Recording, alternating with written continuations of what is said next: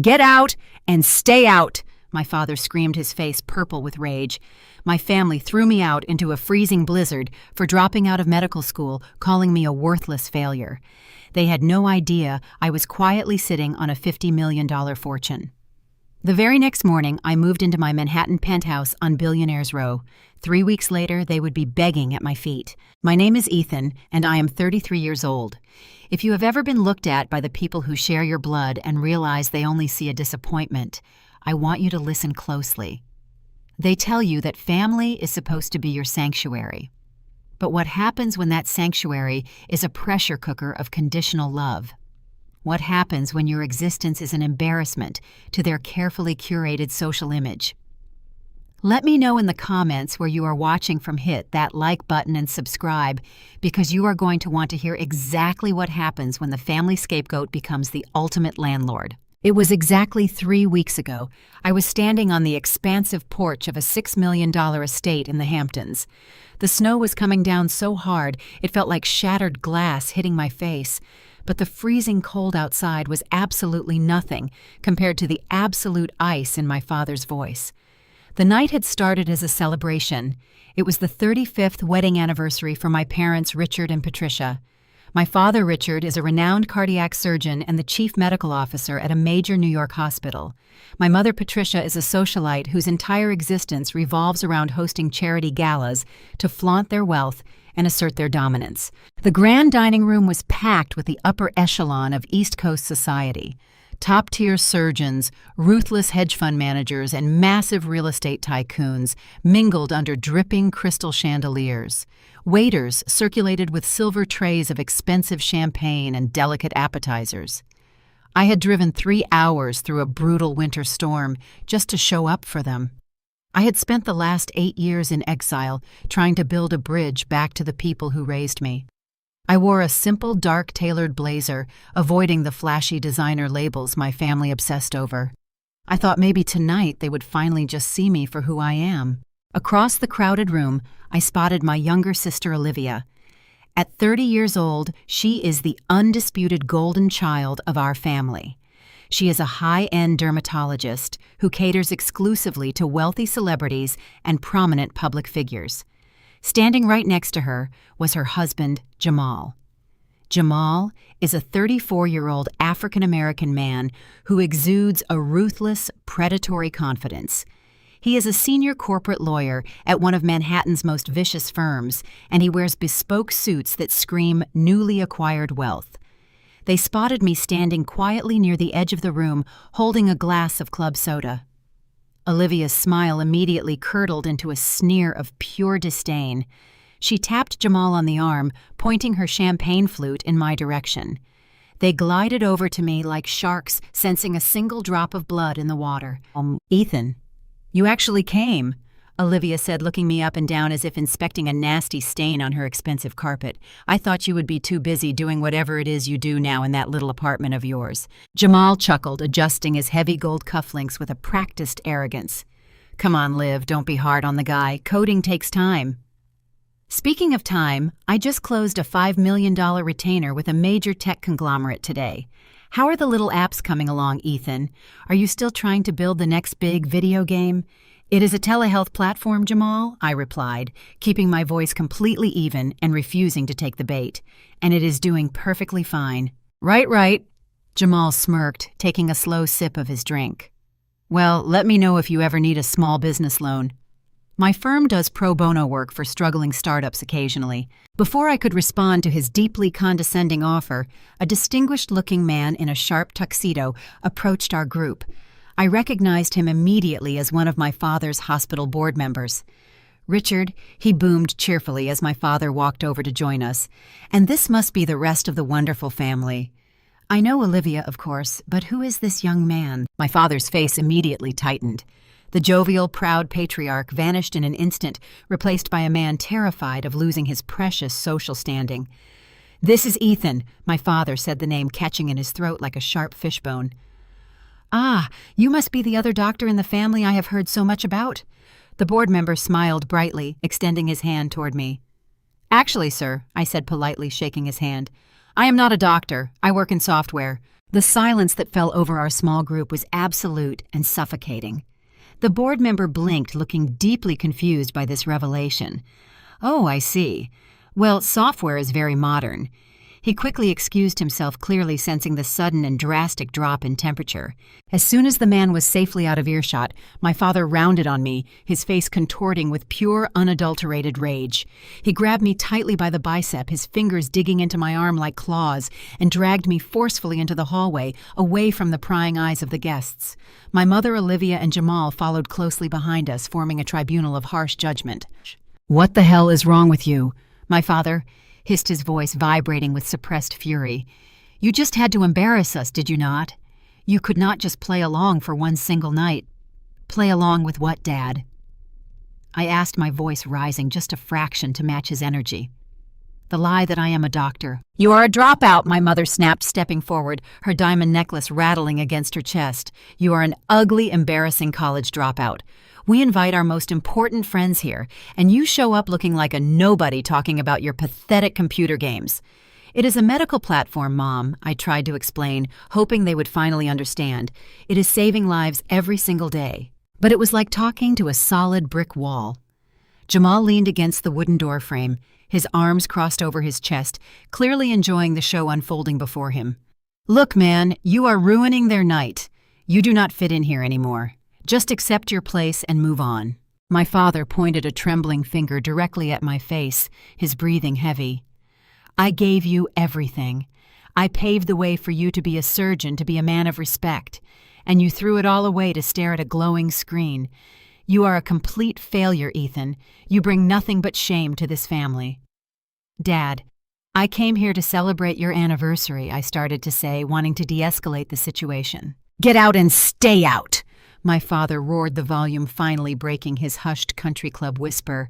"Do not you dare show your face around this family again until you have made something of yourself. Pack your pathetic bag and leave my property. You are no longer my son." I did not cry. I did not scream back at them. I simply looked at the four of them standing together, my father hyperventilating with rage, my mother looking at me with pure, unmasked disgust, my sister smirking triumphantly, and my brother-in-law shaking his head in mock pity. "Okay," I said softly, refusing to give them the satisfaction of breaking me. "I will leave." I turned and walked out the heavy front door, stepping directly into the howling blizzard, leaving their toxic warmth and conditional love completely behind me. The heavy oak door slammed shut behind me with a final echoing thud. The sound carried out into the freezing night, instantly swallowed by the roaring wind. Snowflakes whipped violently through the air, tearing at my dark blazer as I walked down the long cobblestone driveway of the Hamptons estate. I did not look back. My expression remained entirely unreadable. I reached into my coat pocket, pulled out my phone, and pressed a single pre-programmed button. Within 90 seconds, the blinding headlights of a massive armored black Maybach pierced through the thick curtain of the blizzard. The vehicle glided silently up the driveway and stopped perfectly aligned with where I stood. The driver, a towering man in a sharp tactical suit named David, stepped out immediately. He opened a heavy black umbrella and held it steadily over my head to shield me from the storm. "Good evening, Mr. Vance," David said respectfully. "Are we heading back to the city tonight?" "Yes, David," I replied, sliding into the heated, leather-lined cavern of the back seat. "Take me home." As the Maybach slowly pulled away from the property, I allowed myself one final glance back at the glowing windows of my parents' estate. I could clearly see the silhouettes of my family moving around the dining room. They were drinking champagne and laughing completely unbothered by the fact that they had just thrown their own flesh and blood out into a deadly winter storm. What they did not know was that my little software company had gone public exactly 3 days prior. Nexus Health was not a game. It was a revolutionary diagnostic platform that was rapidly becoming the absolute backbone of modern global telehealth. I pulled my phone back out and opened my primary banking application. The numbers on the screen were almost too large to comprehend, glowing brightly in the dim cabin of the Maybach. I had just finalized the sale of a 20% stake in my company to a massive international venture capital firm. The available balance read $500,000. I was not a struggling dropout. I was one of the youngest self-made billionaires in the entire country. But my family was so utterly blinded by their obsession with traditional titles and country club prestige that they never even bothered to run a simple web search on my company name. By the next morning, the brutal storm had cleared completely. Manhattan was bathed in blinding, crisp winter sunlight that reflected off the glass towers. I stood in the center of an empty, breathtaking architectural masterpiece. It was a triplex penthouse situated at the very top of a gleaming glass skyscraper on Billionaire's Row. The floor-to-ceiling windows offered an unobstructed view of Central Park and the sprawling city grid below. The space was a testament to modern luxury, featuring floating glass staircases, imported Italian marble floors, and an infinity pool on the private wraparound terrace that made you feel like you were swimming in the clouds. I had purchased the penthouse for $50 million in pure cash. Originally, it was supposed to be a place to finally host my family. I had bought it as a tangible monument to prove to my father that my unconventional path was valid. I had spent 8 long years meticulously imagining the exact look of awe on his face when he walked through those massive double doors. But after last night's brutal eviction, I realized a fundamental truth: you absolutely cannot buy the respect of people who are firmly committed to misunderstanding you. I walked slowly through the massive living room, my footsteps echoing against the marble. The emptiness of the space brought a flood of memories crashing back. The lighting in my mind shifted from the bright sun of the penthouse to something harsh and unforgiving. It was 8 years earlier. I was 25 years old. I sat hunched over a cheap, wobbly folding table in a tiny, mold-infested apartment in Queens. The heating had been broken for weeks. I was wearing 2 thick sweaters and a woolen beanie, my stiff fingers flying desperately across the keyboard of a battered laptop. Next to my computer sat a crushed can of energy drink, a stack of heavy medical textbooks, and a yellow notepad completely filled with complex diagnostic algorithms. I had made the hardest decision of my life that year. I was in my 3rd year of medical school, and I was utterly miserable. The archaic systems, the glaring inefficiency, the way critical patient care was constantly bottlenecked by endless bureaucratic paperwork drove me insane. But I saw a clear way to fix it. I saw exactly how advanced code could streamline diagnostics and connect struggling patients to global specialists in a matter of seconds. I took my massive business plan to my father to explain my vision. The memory shifted violently to Richard's lavish hospital office. My father, immaculate in his starched white coat, slammed his heavy fists on his mahogany desk, shaking the framed degrees on his wall. "You want to drop out of medical school to play with computers?" he screamed, his face an ugly mask of pure disappointment. "I have spent hundreds of thousands of dollars preparing you to take over my legacy. You are throwing your entire life away, Ethan." "Dad, the future of medicine is in software," I pleaded with him. "I can build something that reaches millions of people, not just the wealthy ones who can afford your exclusive clinic." "You are a fool," he spat, turning his back on me. "If you walk out of that school, you walk out of this family. I will not fund your delusions. I will not pay your rent. You will not see another single dime from me." He kept his word with terrifying efficiency. The very next day, my bank accounts were frozen. My car was repossessed by the family office without warning. I was entirely cut off from the only world I had ever known. I spent the next 3 years surviving on 4 hours of sleep a night. I worked as a late-night janitor at a corporate firm just to pay for my initial server space. I scrubbed toilets and emptied trash cans from midnight until dawn, then coded from sunrise until noon. I ate cheap ramen noodles and plain white rice until I forgot what real food tasted like. There were agonizing days when the hunger and the sheer physical exhaustion were so intense I genuinely thought my heart would stop beating. But I never quit.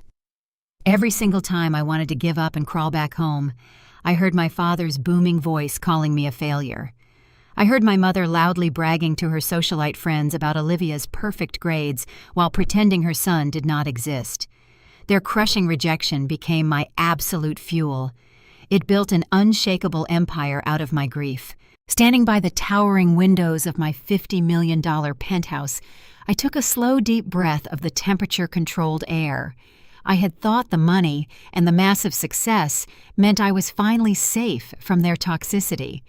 But what I did not know was that the universe has a highly twisted sense of humor.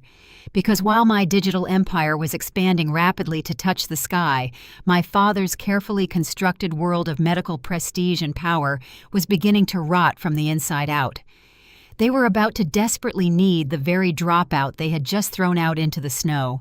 To fully grasp the absolute magnitude of the betrayal I endured, you have to understand the exact math of my family's toxic favoritism. It was not just an emotional abandonment. It was a highly calculated financial starvation designed specifically to force me into complete submission. During those grueling years of building Nexus Health, I watched my family shower immense wealth on everyone but me. 3 years after my exile, my company was still just a fragile startup, struggling to keep its servers online. We hit a critical wall. I needed exactly $10,000 to upgrade our security infrastructure to comply with federal health regulations. If I did not get that money, the platform would collapse entirely, and 3 years of blood, sweat, and starvation would vanish into thin air. I swallowed the very last shred of my pride and went to my parents' house. I did not ask for a handout. I brought a meticulously prepared business plan, detailed revenue projections, and a formal contract offering them 10% equity in my company for a mere $10,000 loan. My father did not even open the folder. He picked it up with 2 fingers as if it were contaminated with a deadly virus and dropped it straight into the trash can beside his desk. "I do not fund hobbies, Ethan," he had said, refusing to even look up from his heavy medical journals. "When you are ready to apologize, go back to school and become a real man, we can talk. Until then, go get a job bagging groceries." What made that rejection cut so incredibly deep was not just the flat refusal. It was the glaring, nauseating hypocrisy. Just 2 months prior to my desperate plea, Richard and Patricia had cheerfully written a $350,000 cash check to buy Olivia a premium commercial space in Manhattan. They bought her a stunning piece of real estate in Soho so she could open her boutique dermatology clinic. They did not ask her for a business plan. They did not ask for equity. They did not demand revenue projections. They simply handed the golden child a fully funded empire because Dr. Olivia sounded good at their elite country club dinners. Olivia had barely finished her residency, yet she was handed the keys to a kingdom she had not truly earned while I was scrubbing corporate toilets at midnight just to keep my startup alive. When Olivia married Jamal, the favoritism mutated into something even more grotesque. Jamal was exactly what my father wanted in a son. He was a ruthless, image-obsessed corporate attack dog. When they tied the knot, Richard gifted Jamal a $500,000 trust fund distribution as a welcome to the family present. $500,000 for simply marrying the golden child while the biological son was denied $10,000 to survive. They actively starved me. They starved me of affection, of basic support, of fundamental human dignity. They wanted me to break under the pressure. They wanted me to crawl back on my hands and knees and admit they were right all along. But I did not break. I coded. I walked out of my father's office that day with nothing but the clothes on my back and a burning resolve that eclipsed any hunger or exhaustion I felt. I secured the server funding by selling my own blood plasma and taking out predatory high-interest personal loans. I pitched my platform to obscure venture capitalists in ill-fitting thrift store suits. I shook hands in sterile boardrooms where executives laughed at my youth, but could not deny the flawless architecture of my code. Slowly the tide began to turn.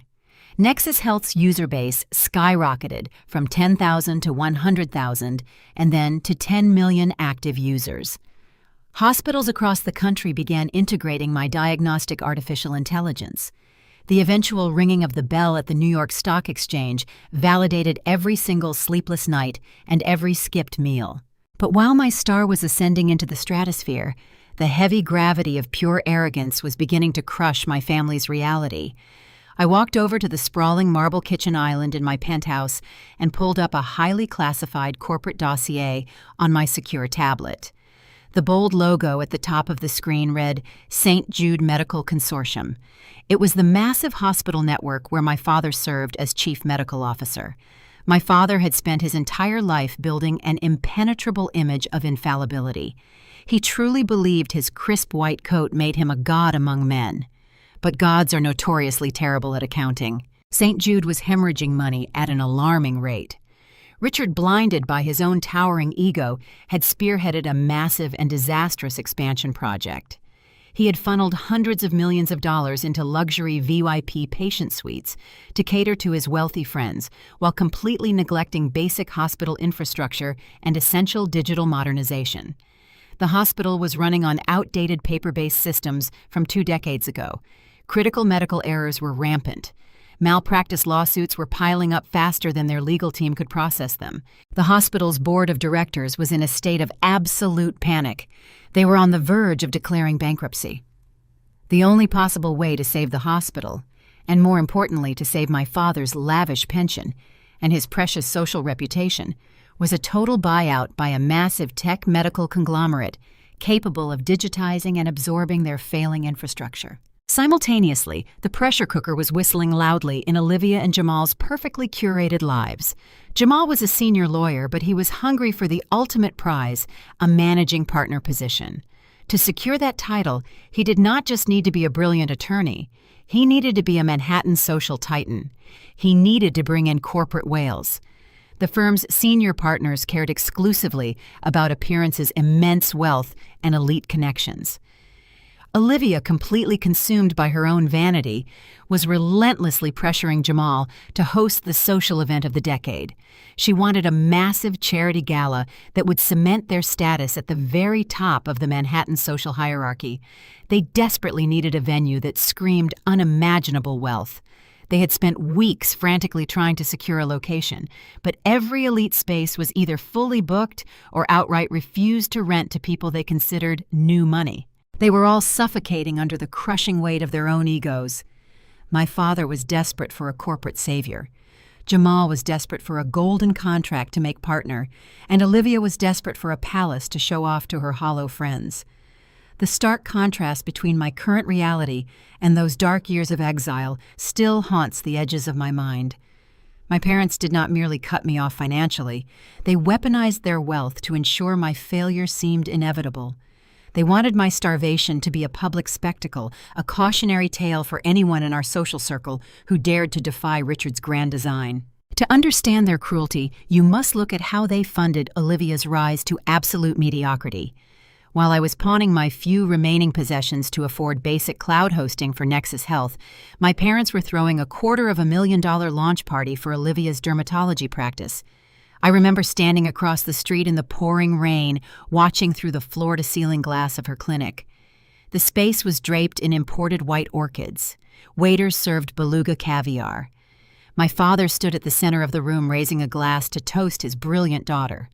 He had fully financed the entire operation, securing the prime real estate, purchasing the state-of-the-art laser equipment, and hiring a top-tier public relations firm to plaster Olivia's face across local luxury magazines.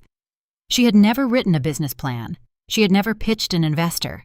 She was simply handed the keys to an empire because she obeyed the family script. The financial disparity was a deliberate psychological attack. When Jamal entered the picture, my parents doubled down. Jamal was a junior associate at the time, hungry for power, but lacking the generational wealth required to truly infiltrate Manhattan's elite circles. My father saw an opportunity to buy loyalty. Richard paid off Jamal's massive law school debts in a single afternoon. He secured them a luxury condo in Tribeca as a wedding gift. He even leveraged his hospital board connections to feed lucrative medical malpractice defense contracts directly to Jamal's firm, artificially accelerating Jamal's path to senior associate. They built a glittering house of cards on a foundation of my father's seemingly endless hospital wealth. I watched all of this unfold from the shadows of my freezing Queens apartment. Every time my father wrote a 6-figure check to fund Olivia's vanity projects or Jamal's corporate ambitions, it was a deliberate message to me. This is what you walked away from.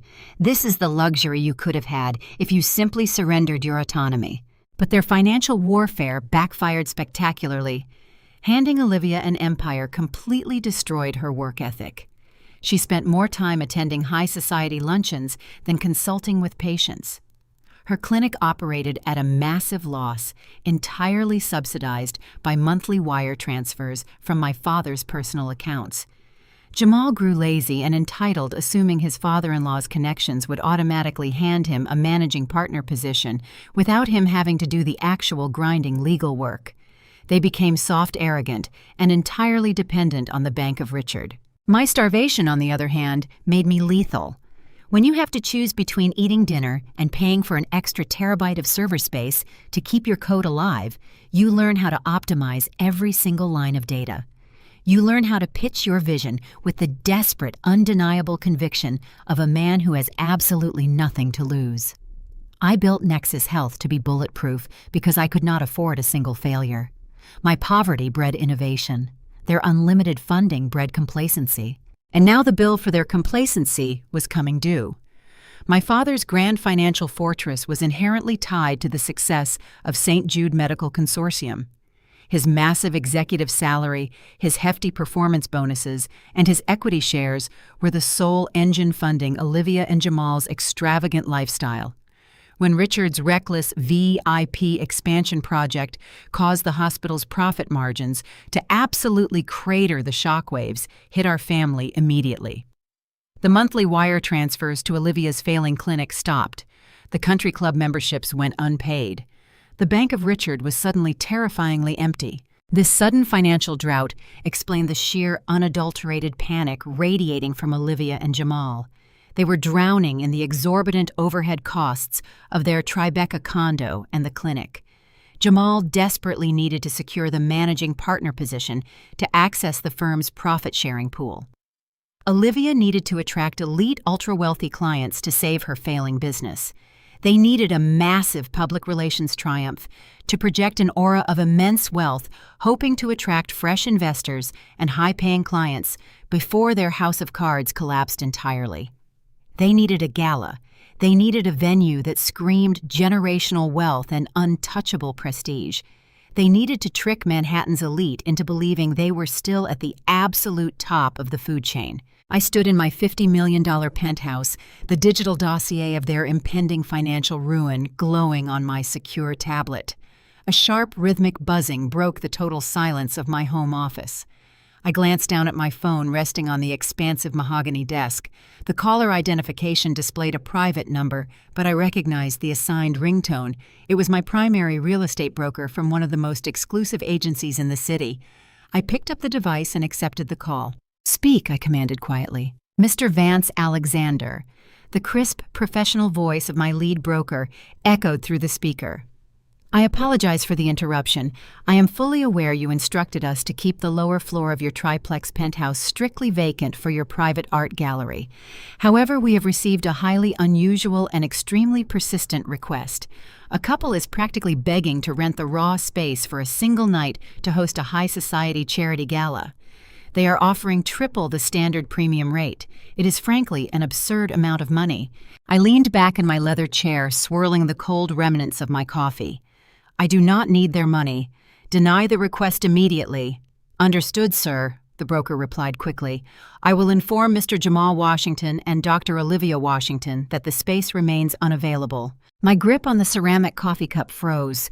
My knuckles turned stark white. The sheer, impossible irony of the universe settled over me like a heavy blanket.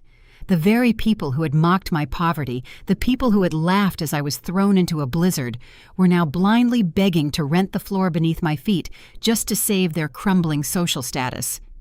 "Wait," I said, my voice dropping into a dangerously cold register. "Did you say Jamal and Olivia Washington?" "Yes, sir. The husband is a corporate lawyer, the wife a dermatologist. They have been incredibly persistent, borderline desperate, if I am speaking frankly. They insist this gala is vital for their careers. Shall I firmly tell them no?" The memory of my father screaming at me to get out and stay out echoed vividly in my mind, followed instantly by Jamal's mocking laughter as he offered me a small business loan for my little apps. A sharp, cold smile formed on my face. "No," I said slowly, savoring the absolute power of the moment. "Tell them yes. Draft the rental agreement immediately under my holding company, Horizon Assets, LLC. Do not under any circumstances reveal my personal name. Let them believe they are renting from an anonymous absent foreign investor. Consider it done, Mr. Vance." I ended the call and set the phone back down on the desk. The trap was perfectly set. The web was tightening, and my family was sprinting directly into the center of it entirely by their own design. While Olivia and Jamal were popping champagne over securing a venue they could not actually afford, a much larger, far more devastating trap was snapping shut across town. The real estate rental was merely a psychological appetizer. The main course was my father. Richard Vance had built his entire career on the illusion of absolute invincibility. He walked the sterile halls of St. Jude Medical Consortium like a feudal lord, demanding unwavering deference from every nurse resident and administrative clerk who crossed his path. But pure arrogance is a highly blinding condition. My father was a man obsessed with the shallow aesthetics of medicine rather than the actual mechanics of modern healthcare. Over the past 4 years, he had aggressively pushed the hospital board to approve a $200 million expansion project. He envisioned a massive opulent wing dedicated exclusively to high-net-worth VIP patients. He poured staggering amounts of capital into importing Italian marble floors for the private lobbies, hiring exclusive executive chefs for the recovery suites, and outfitting the rooms with luxury amenities designed solely to attract his elite country club peers. But while Richard was busy selecting expensive mahogany paneling and picking out designer scrubs for his elite surgical team, the core infrastructure of St. Jude was actively rotting from the inside out. He had completely ignored the hospital's aging digital framework.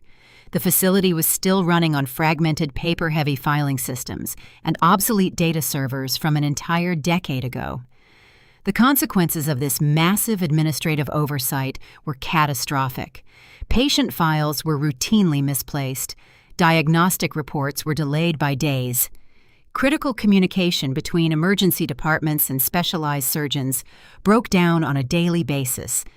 The resulting medical errors triggered a relentless avalanche of devastating malpractice lawsuits.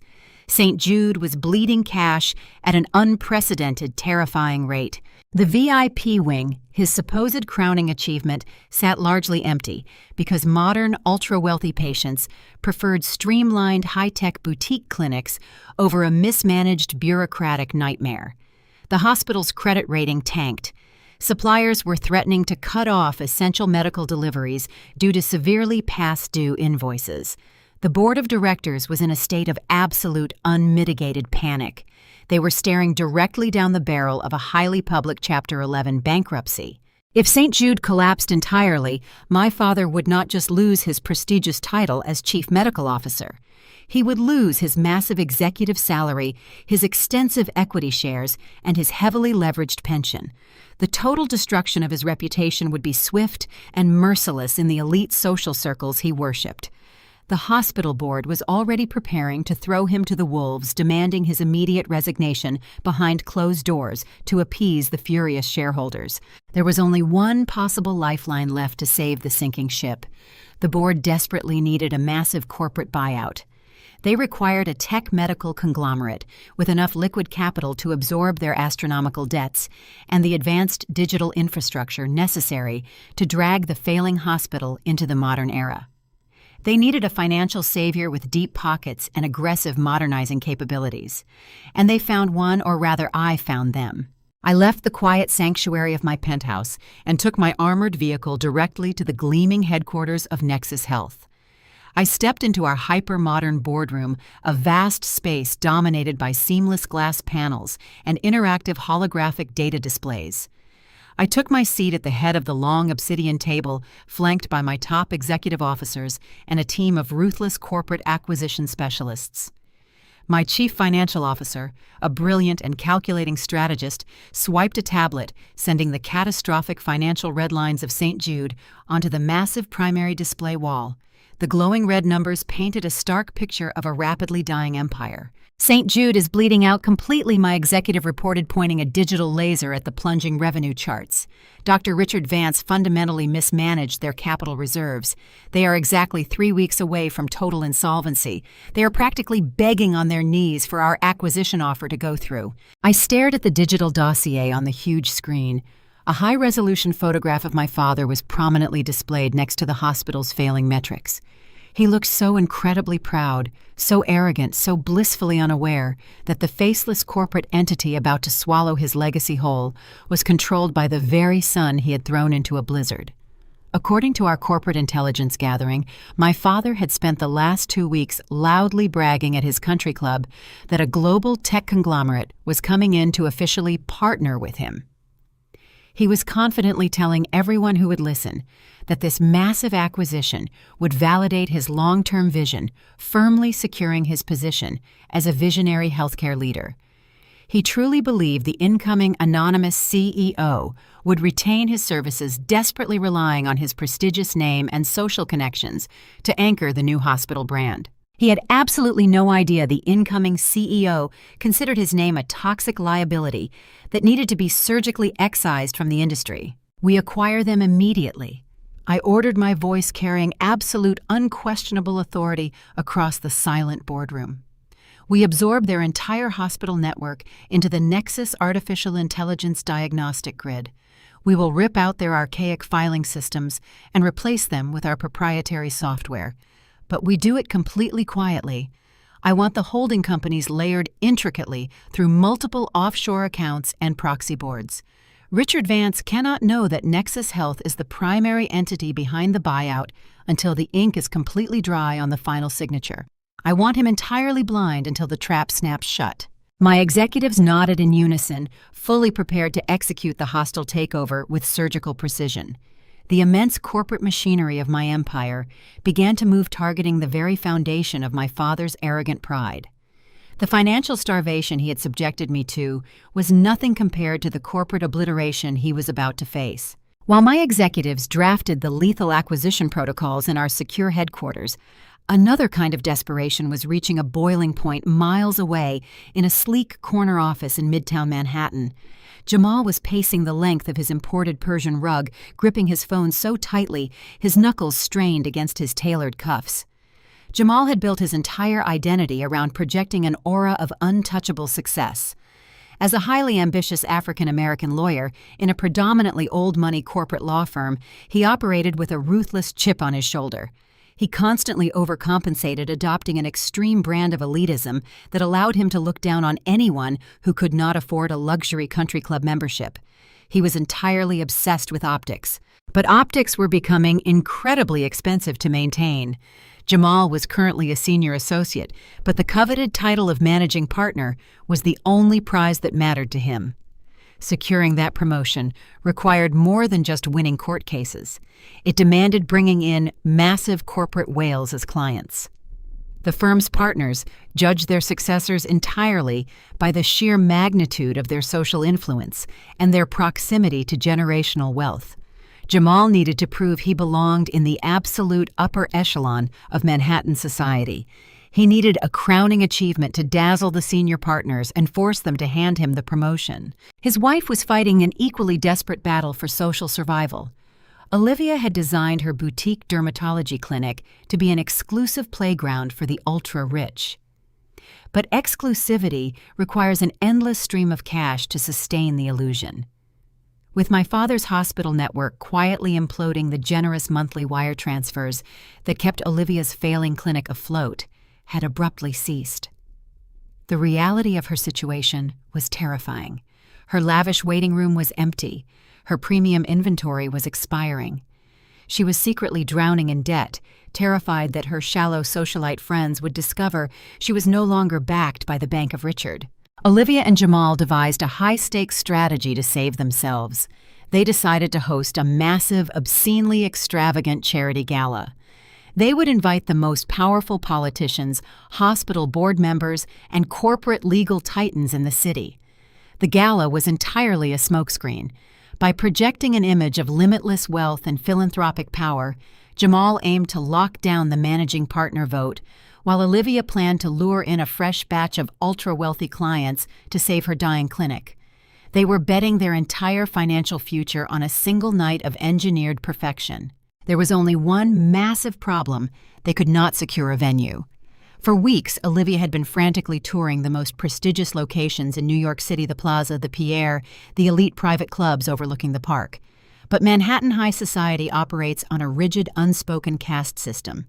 The truly elite venues saw right through Olivia's frantic desperation. They recognized her as heavily leveraged new money. The venue directors demanded exorbitant upfront cash deposits that Olivia simply did not have. When Jamal attempted to leverage his law firm's name to negotiate discounts or deferred payment plans, the exclusive venues outright refused to do business with them. They were being shut out of the very social circles they so desperately wanted to rule. The pressure was cracking their perfectly curated marriage. Their luxury Tribeca condo had become a battleground of whispered arguments and mounting panic. Jamal blamed Olivia for losing her father's financial backing.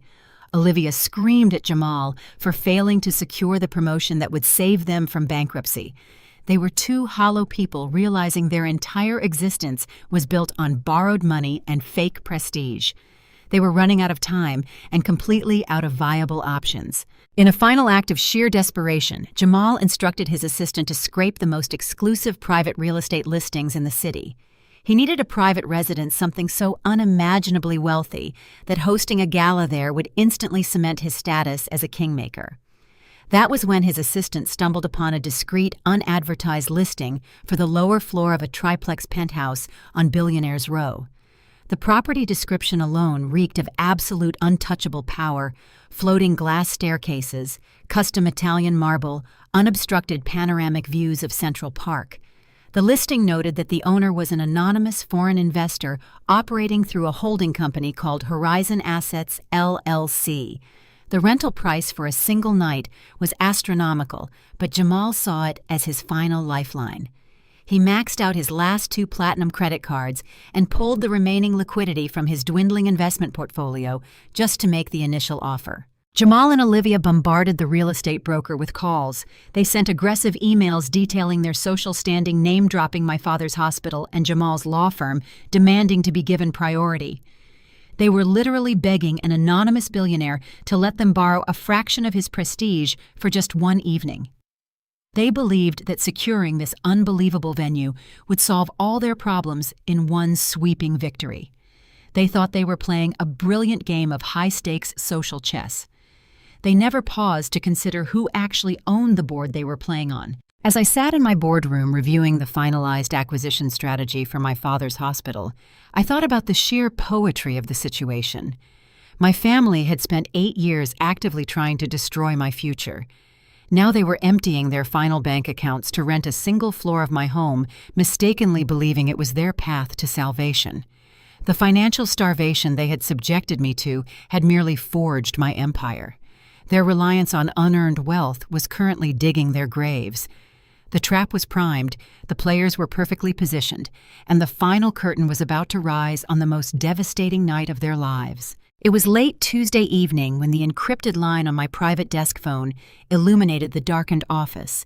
The sprawling city of Manhattan glittered endlessly below my floor-to-ceiling windows, a grid of golden light that felt entirely under my control. I set down the financial dossier of my father's failing hospital and pressed the flashing button to accept the secure call. The crisp, professional voice of Alexander Sterling, my lead real estate broker at Prime Brokerage, echoed through the quiet room. He sounded unusually tense, a stark contrast to his normally unflappable demeanor. "Mr. Vance Alexander," he began, his tone careful and measured, "I am fully aware of your strict instructions regarding the lower level of your triplex penthouse. You designated that specific floor exclusively for your private art collection and explicitly ordered us to keep it vacant. However, a situation has developed that requires your immediate executive input." I leaned back in my chair, staring at the reflection of the city lights in the glass. "Go on, Alexander. I am listening." "We have received a highly irregular rental inquiry," he explained, clearing his throat. "A couple is aggressively petitioning to rent your lower floor for a single night to host a high society charity gala. They have bypassed our standard application process entirely. They are offering triple the premium rate for the evening. It is an absurd amount of capital for a one-night event, but their persistence is bordering on sheer desperation. They have called my office 12 times in the past 48 hours. I drummed my fingers against the cool mahogany of my desk. "I do not need their money, Alexander. You know my policies. Deny the request and block their contact numbers. I understand, Sir Alexander replied smoothly. I will personally inform Mr. Jamal Washington and Dr. Olivia Washington that the property remains strictly off-limits. My hand froze over the desk. The air in my massive office suddenly felt thin.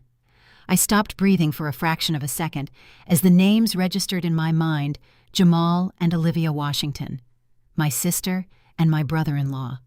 The very same people who had stood in a freezing blizzard just 3 weeks ago, laughing as my father threw me out of his estate like a piece of garbage. The same arrogant lawyer who had mocked my coding career and offered me a pathetic small business loan. "Wait!" I commanded, my voice dropping into a dangerously quiet register. "Did you just say Jamal and Olivia Washington?" "Yes, Mr. Vance," Alexander answered, slightly confused by my sudden change in tone. "The husband is a senior corporate attorney at Harrison Hayes and Croft. The wife is a high-end dermatologist. They have been relentlessly aggressive. They insist this gala is an absolute life-or-death matter for their professional careers. They even sent over a portfolio of their social credentials to prove they are worthy of the space." A cold, razor-sharp smile slowly spread across my face. The sheer impossible irony of the universe was unfolding right in front of me. "Forward their communications to my secure server immediately," I ordered. "I want to see exactly what they sent you." Within seconds, my tablet chimed with an incoming encrypted file. I opened it and found a string of emails and a transcribed voicemail. I tapped the audio file. The room filled with the sound of Jamal's voice. He sounded nothing like the untouchable elite lawyer who had sneered at me in the Hamptons. He sounded frantic, breathless, and pathetic. "Alexander, we need this space," Jamal's recorded voice pleaded. "I am a senior associate at the top corporate firm in this city. My father-in-law is Dr. Richard Vance, the chief medical officer at St. Jude Medical Consortium. We have the capital, we have the guest list. We are bringing the absolute top tier of Manhattan society to your client's property. Tell your anonymous investor that turning us down would be a massive social mistake. We will pay whatever he wants. Just give us the contract." I listened to the voicemail a second time, savoring every single syllable of his desperation. Jamal was leveraging my father's hospital to secure a venue completely unaware that I was the phantom billionaire currently executing a hostile takeover of that exact same hospital. He was trying to use a crumbling empire to buy his way into my house. I opened the accompanying emails. Olivia had written them. Her messages were dripping with fake prestige, boasting about her boutique clinic and demanding special treatment. She claimed they needed a venue that reflected their immense generational wealth. She was attempting to project an illusion of unlimited power while secretly emptying her bank accounts to afford a single night of fake royalty. "Mr. Vance Alexander," I said tentatively over the phone line, "shall I proceed with the denial?" I stood up and walked slowly toward the towering glass window looking down at the crawling yellow taxis 50 stories below. I thought about the 8 years of emotional starvation. I thought about the crushing poverty they had forced upon me, the freezing nights in Queens, the endless mockery. They had built their entire identities on the belief that I was beneath them. Now they were literally begging to rent the floor beneath my feet. "No." "Alexander," I said, my voice vibrating with a dark, absolute certainty. "Do not deny them. Tell them yes." Mr. Alexander sounded stunned. "You want to approve the rental? I want you to draft the agreement immediately." I instructed, my mind locking into place. "But you will follow my conditions to the letter. Execute the contract exclusively under my holding company Horizon Assets, LLC. Do not reveal my personal identity. Let them believe they have successfully rented the space from an eccentric, absent foreign billionaire. They must remain completely blind to who owns the building. Consider it done, Mr. Vance." I ended the call and set the phone face down on the sleek surface of my desk. The trap was perfectly set. The heavy steel jaws of consequence were pulled back, waiting for my family to blindly step right into the center. I walked over to the massive window overlooking the city, feeling a profound sense of calm wash over me. For years they had controlled the narrative. They had dictated who had value and who was disposable. Now I controlled the entire board. I wanted this illusion to be absolutely flawless. I immediately drafted a follow-up email to Alexander detailing the specific conditions of the rental agreement. I instructed him to waive the standard security deposit, but to demand the full premium rental fee in cash transferred upfront by the close of the business day. I also told Alexander to include a special VIP clause. The clause explicitly stated that the anonymous owner was deeply impressed by Mr. Washington's esteemed legal reputation and Dr. Washington's elite medical clinic. It was pure, unadulterated bait. I knew exactly how my family operated. Flattery was their ultimate weakness. If I made them feel like they had earned this venue through their sheer social superiority, they would throw every last dollar they had into making the gala a reality. They would leverage themselves into financial oblivion just to maintain the facade. Across the city in their cramped Tribeca condo, the notification chimed on Jamal's phone. I could almost picture the scene unfolding, Jamal reading the email from the real estate brokerage, his eyes widening in pure disbelief, before shifting into arrogant triumph. He would show the email to Olivia, pointing directly to the sentence where the mysterious billionaire praised his legal pedigree.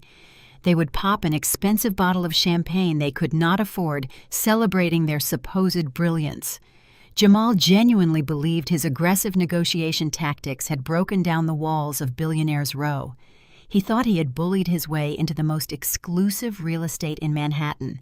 He had absolutely no idea that I had simply opened the front door and laid out a red carpet leading directly to his own professional execution. The next morning, the financial verification came through on my secure tablet.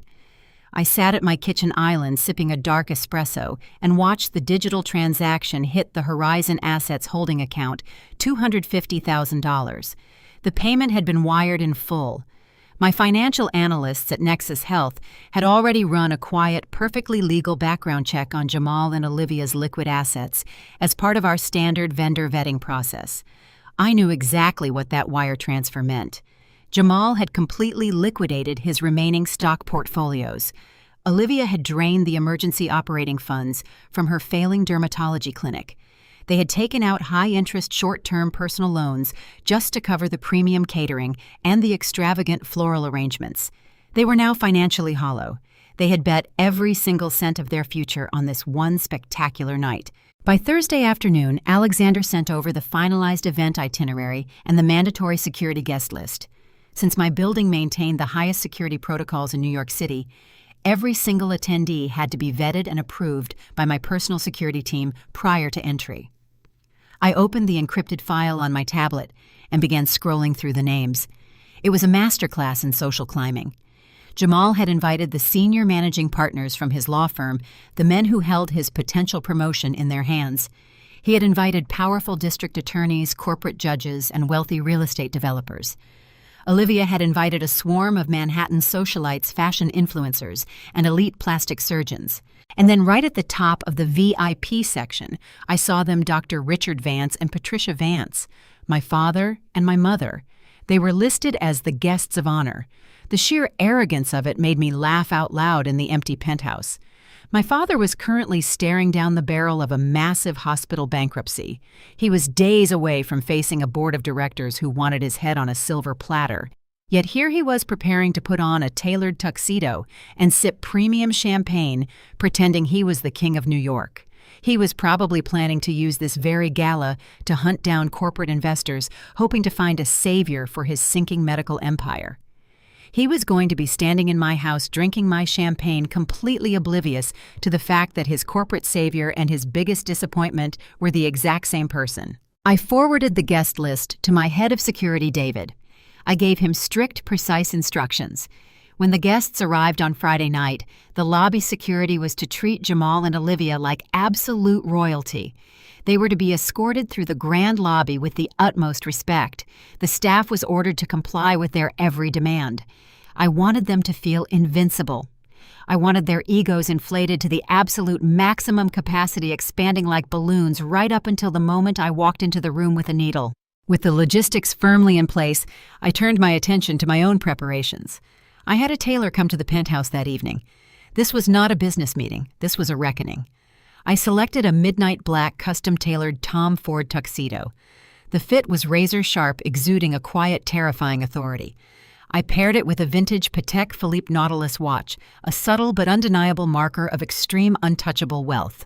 I stood in front of the floor-to-ceiling mirrors in my master dressing room. The man looking back at me was unrecognizable from the exhausted, starving medical school dropout who had begged for a $10,000 loan. My jaw was set, my eyes were cold and focused. I had spent 8 years allowing their voices to dictate my worth.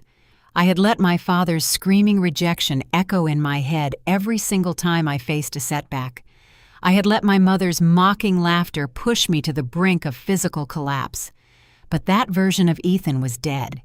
He had frozen to death in that Queens apartment a long time ago. The man standing in the mirror was the CEO of a billion-dollar tech empire. I walked out to the private terrace and looked out over the glittering expanse of Central Park. The crisp night air filled my lungs. Below me, millions of people were rushing through their lives, completely unaware of the precise, calculated storm that was about to hit Billionaire's Row. Tomorrow night, my family would walk into this building believing they had finally conquered the world.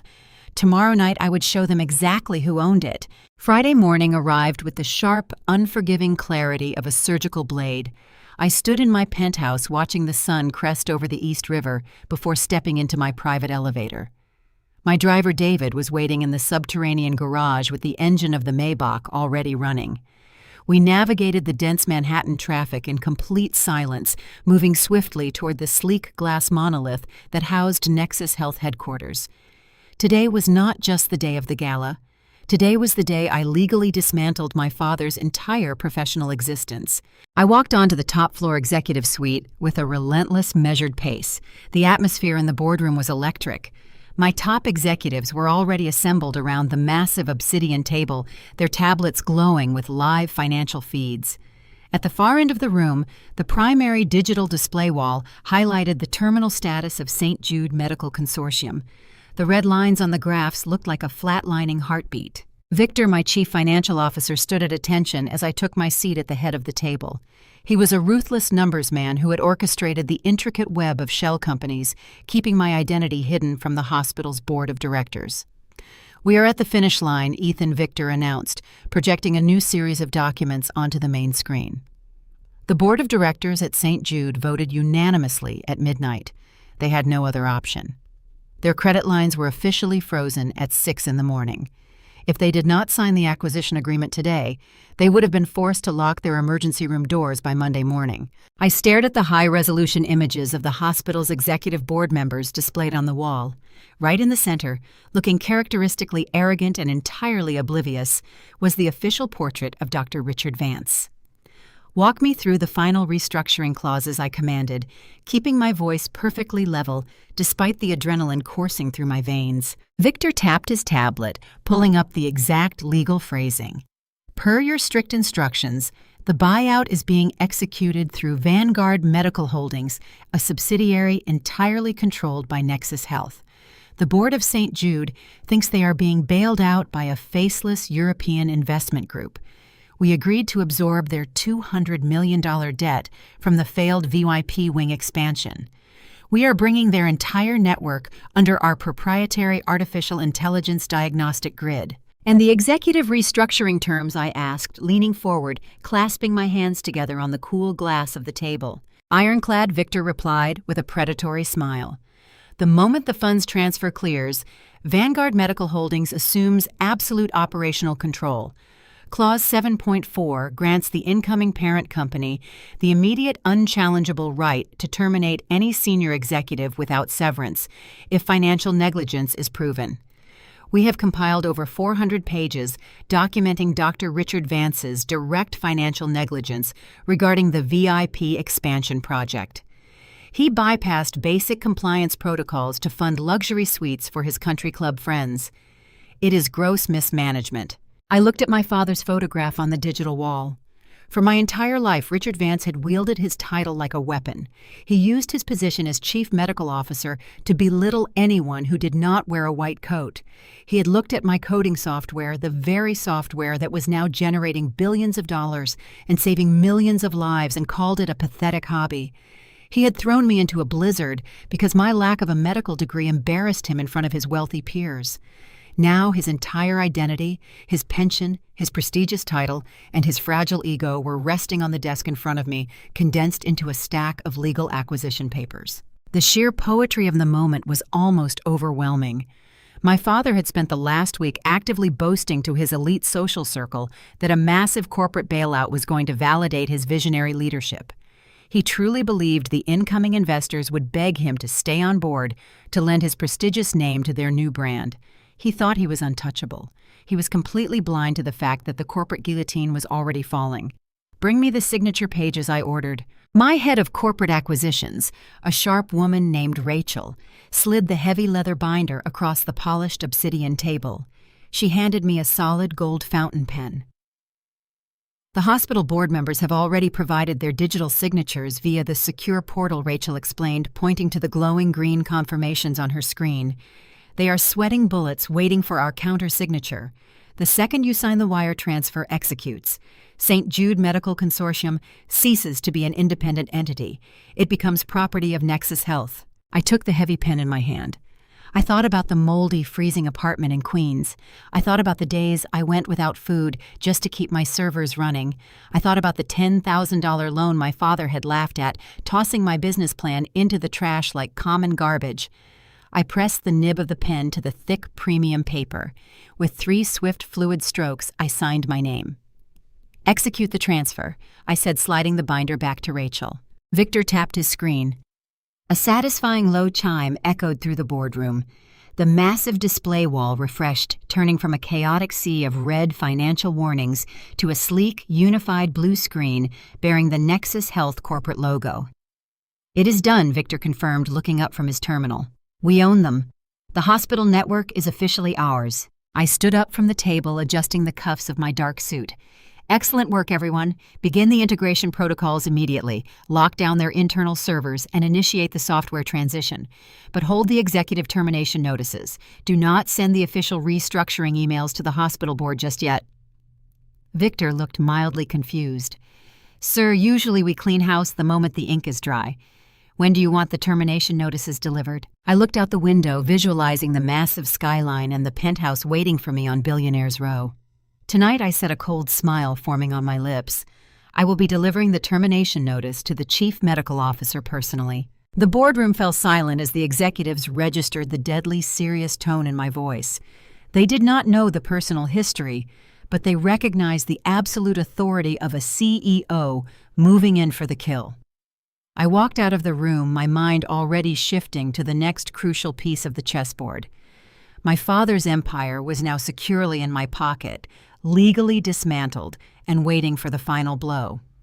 But the hospital acquisition was only half of the trap. The other half belonged to the ambitious, arrogant lawyer who was currently polishing his velvet tuxedo and preparing to host the party of a lifetime. It was time to deal with Jamal.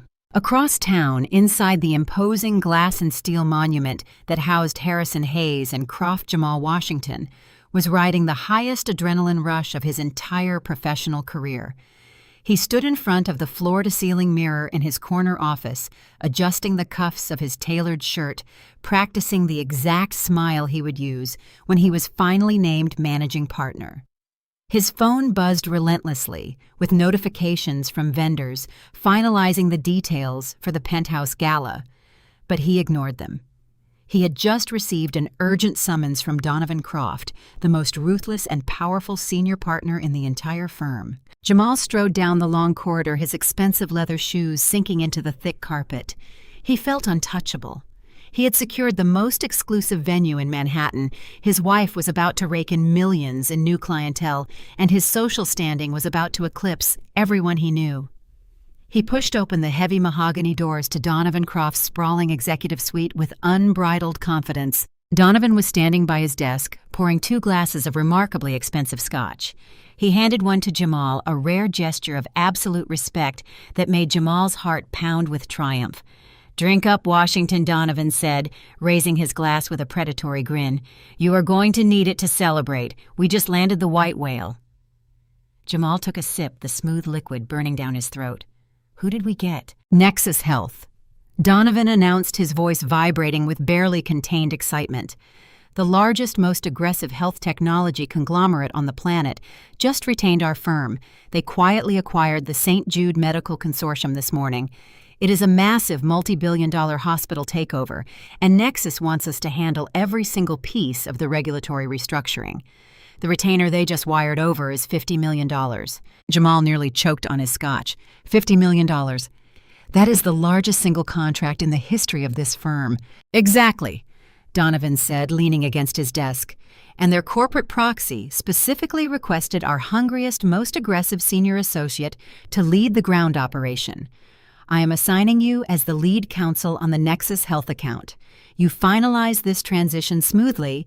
Jamal and that empty managing partner chair is officially yours. No more waiting, no more office politics. You will be at the absolute top of the food chain. Pure, blinding euphoria rushed through Jamal's veins. He had done it. He had finally secured the ultimate leverage. Thank you, Donovan. I will not let you down. I have been preparing for a high-stakes play exactly like this my entire career. Donovan took another sip of his drink. There is one catch, Washington. The CEO of Nexus Health is a ghost. He operates entirely through a labyrinth of shell companies, proxy boards, and offshore accounts. Nobody in the industry knows his real name or what he looks like, but our corporate intelligence suggests he is currently in Manhattan this weekend. If you can somehow manage to track him down, shake his hand and secure him as a permanent direct client for this firm, you will not just be a managing partner, you will be a legend. Jamal's mind immediately raced to the extravagant gala he was hosting that very night. An anonymous billionaire landlord, an elusive billionaire CEO. Manhattan was a playground for the ultra-rich, and Jamal firmly believed he held the golden ticket. Actually, Donovan Jamal said, smoothing his tie with practiced arrogance, I am hosting a highly exclusive charity gala tonight at a private triplex penthouse on Billionaire's Row. We have the absolute elite of the city attending. If the Nexus CEO is in Manhattan, mingling with the upper echelon, there is a very high probability he will hear about my event. You should attend. When I find him, I will introduce you personally. Donovan raised an eyebrow, genuinely impressed. Billionaire's Row. You truly are playing in the big leagues now, Jamal. I will absolutely be there. Secure this CEO, and the firm is yours. Jamal walked back to his office, feeling like a conquering king. He immediately pulled out his phone and called Olivia. She answered on the first ring, her voice frantic over the background noise of caterers shouting instructions. Jamal, I am dealing with the florist, Olivia snapped. The imported orchids are the wrong shade of white. Tell me this is important. It is the most important call of our lives, Jamal replied, his voice dripping with pure arrogance. I just got handed the Nexus Health acquisition contract. It is a $50 million retainer. Donovan practically handed me the managing partner title. Tonight is no longer just about showing off your clinic or impressing your father's friends. We are hunting a ghost. The CEO of Nexus is in the city, and if he shows up to our gala, I am going to lock him down as my personal client. Olivia gasped completely, forgetting about the floral arrangements. Jamal, that is incredible. My father has been praying. The Nexus buyout goes through to save his hospital. If you control the legal restructuring, you basically hold my father's pension in your hands. We are going to rule this family. We are going to rule this city, Jamal corrected her, his ego expanding to fill the entire room. Make sure the security downstairs treats every VIP like royalty. I do not care what it costs. Tonight has to be absolutely flawless. Jamal hung up the phone and sat at his desk, pulling up the digital legal contract Nexus Health had sent over. He quickly scrolled through the hundreds of pages of complex corporate jargon. He saw the signatures of the holding company proxies. He saw the massive transfer amounts. But in his blinding rush of hubris, he completely glossed over Clause 9. If Jamal had slowed down, if his ego had not completely clouded his legal judgment, he would have noticed the highly unusual termination stipulation hidden deep within the fine print. The content of the file has been converted to text in its entirety, including punctuation and proper pauses without omitting any words. Clause 9 explicitly stated that the anonymous founder and chief executive officer of Nexus Health retained the unilateral, unquestionable right to immediately terminate the legal counsel without notice, without cause, and without severance, should the designated associate fail to meet his personal ethical standards. Jamal did not see the trap. He only saw the massive dollar signs. He eagerly applied his digital signature to the bottom of the document, legally binding himself and his firm to the absolute authority of the unseen CEO. Miles away, sitting in my meticulously tailored tuxedo inside the penthouse they were currently bankrupting themselves to rent, my secure tablet chimed. A notification flashed across the dark screen. The legal agreement had been signed and countersigned. Jamal Washington was now officially under my direct corporate control. The sheer devastating irony was almost intoxicating. The man who had mocked my poverty, who had laughed as I was thrown into the freezing snow, had just gleefully signed a contract handing me the power to destroy his entire career with a single sentence. The board was set. The players were blind. The gala was about to begin. 3 floors below my silent sanctuary, the lower level of the triplex penthouse was a hive of frantic, high-priced activity. Olivia stood in the center of the massive open-concept living area, her voice echoing sharply against the imported Italian marble walls. Dressed in a shimmering, custom-fitted silver gown that clung tightly to her frame, she clutched a silver clipboard like a weapon. She pointed a perfectly manicured finger at a team of terrified florists who were frantically assembling a massive archway of imported white roses and rare orchids. "Make them tighter!" Olivia snapped, her voice shrill with mounting panic.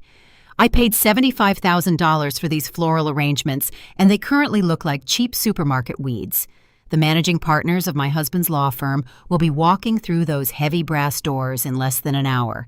Fix it immediately, or you will not see a single dime of your final payment." The head florist nodded quickly, rushing to comply with her demands.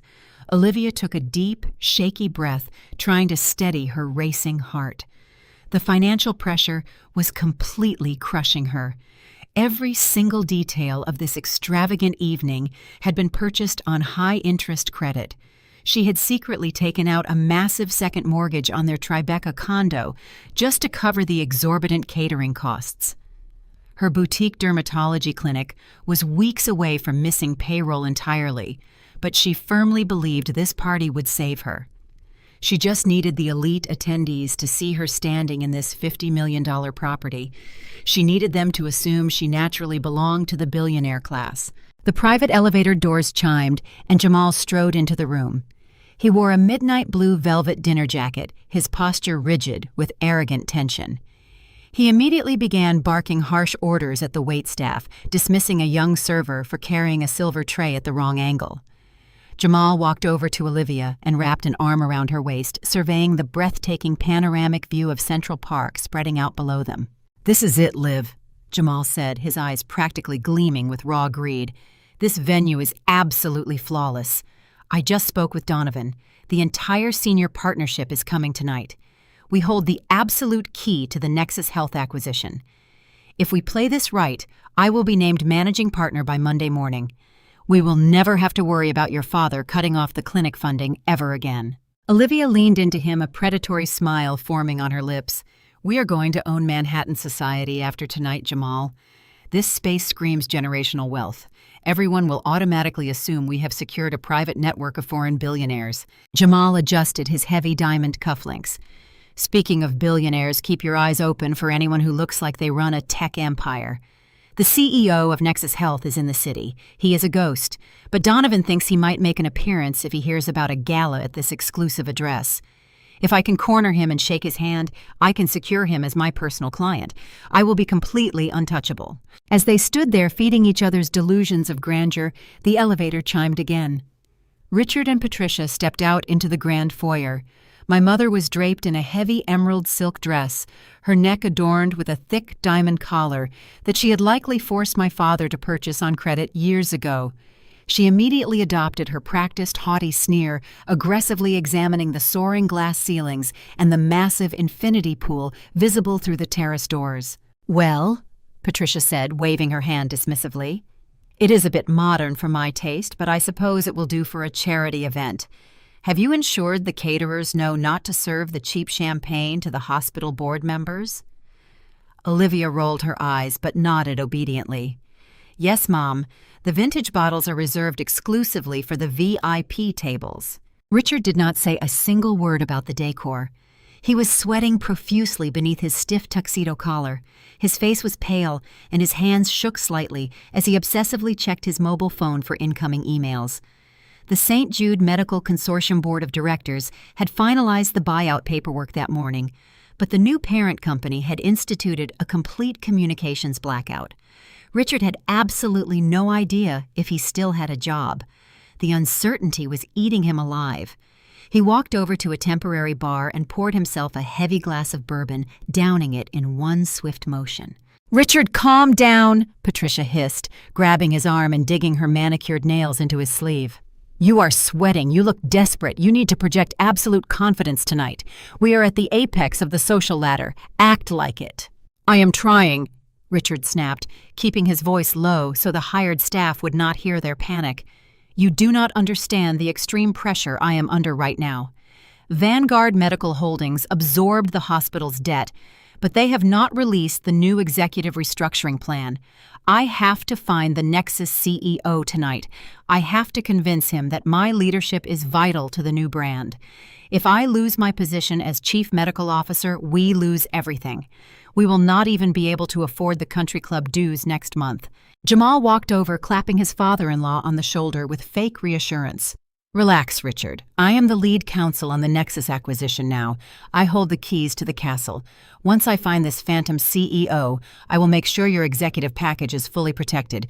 We are keeping all the power strictly in the family." Richard let out a long, shaky breath, clinging to Jamal's arrogant promise like a life raft.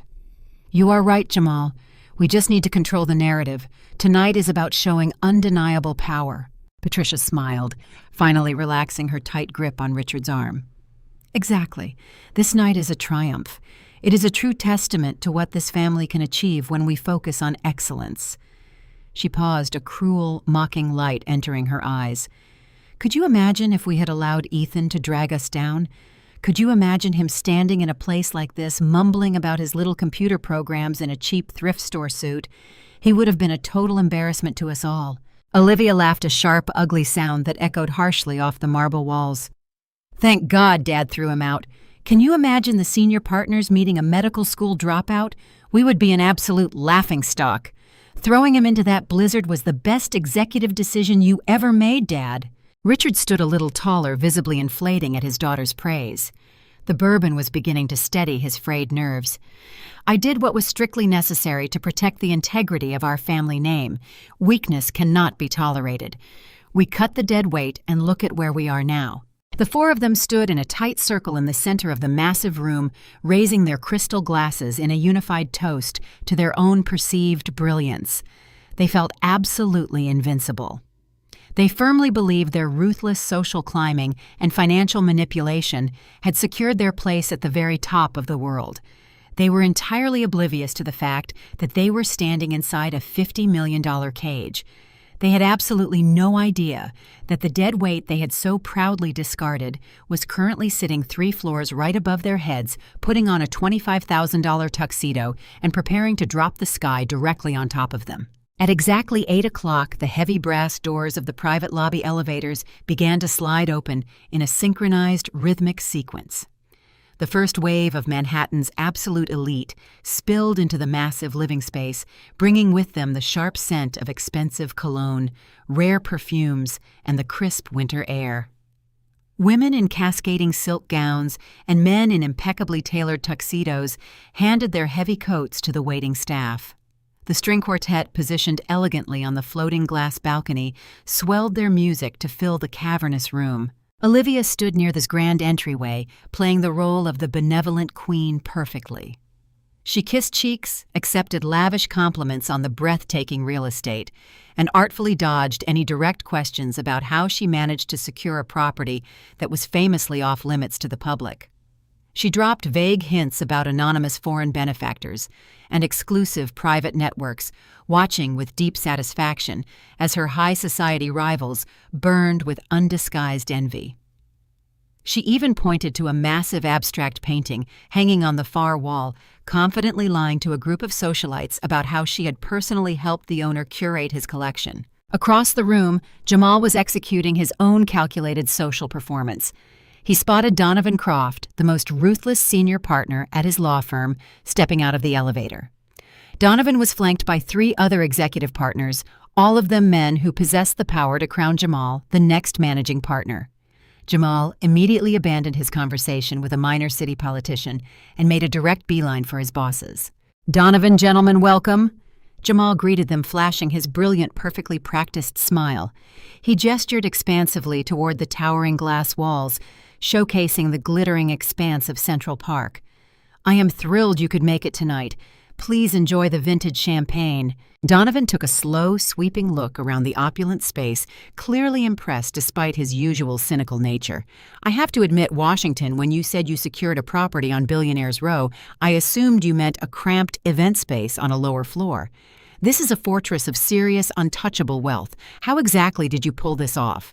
"It requires knowing how to speak the language of power," Jamal replied smoothly, his ego inflating to dangerous proportions. "The owner is highly elusive, but he understands the value of associating his property with the right kind of people. When he heard my firm was handling the Nexus Health acquisition, he practically handed me the keys." It was a blatant, fabricated lie, but Jamal delivered it with such absolute conviction that the senior partners nodded in silent approval. "Speaking of Nexus Health," another partner chimed in, swirling his dark liquor, "have you managed to track down the CEO yet? The ink on the hospital acquisition is dry, but the man remains a complete ghost. If we do not secure him as a permanent client tonight, this entire $50 million contract is just a temporary victory." "I have eyes on every single entrance," Jamal assured them, his voice brimming with false certainty. "If the CEO of Nexus steps foot in this building, I will have him signing a permanent retainer before he even reaches the bar. I hold the ultimate leverage tonight." While Jamal was busy inflating his own myth to his superiors, my father was rapidly descending into a state of sheer, unadulterated panic. Richard Vance, the supposedly infallible chief medical officer, was pacing the perimeter of the room like a trapped animal. He was sweating straight through his tailored shirt. He ignored the lavish food, the expensive drinks, and the elite guests he usually spent hours attempting to impress. Instead, Richard was aggressively hunting for a ghost. He darted between clusters of guests, his eyes moving wildly, scanning name tags and faces. He was desperately searching for anyone who looked like a powerful tech executive. He approached a group of young, wealthy venture capitalists standing near the infinity pool. "Excuse me, gentlemen," Richard interrupted loudly, his voice tight with anxiety. "I am Dr. Richard Vance, Chief Medical Officer at St. Jude. I am looking for the Chief Executive of Nexus Health. Have any of you seen him? I was told he would be attending tonight." The investors looked at him with a mixture of confusion and mild annoyance, brushing him off and returning to their conversation. Richard gritted his teeth and moved to the next group, his desperation becoming increasingly visible. Patricia caught up to him near an extravagant ice sculpture, grabbing him firmly by the elbow and yanking him behind a massive floral arrangement. "Richard, you are acting like a lunatic," Patricia hissed, her face flushed with extreme embarrassment.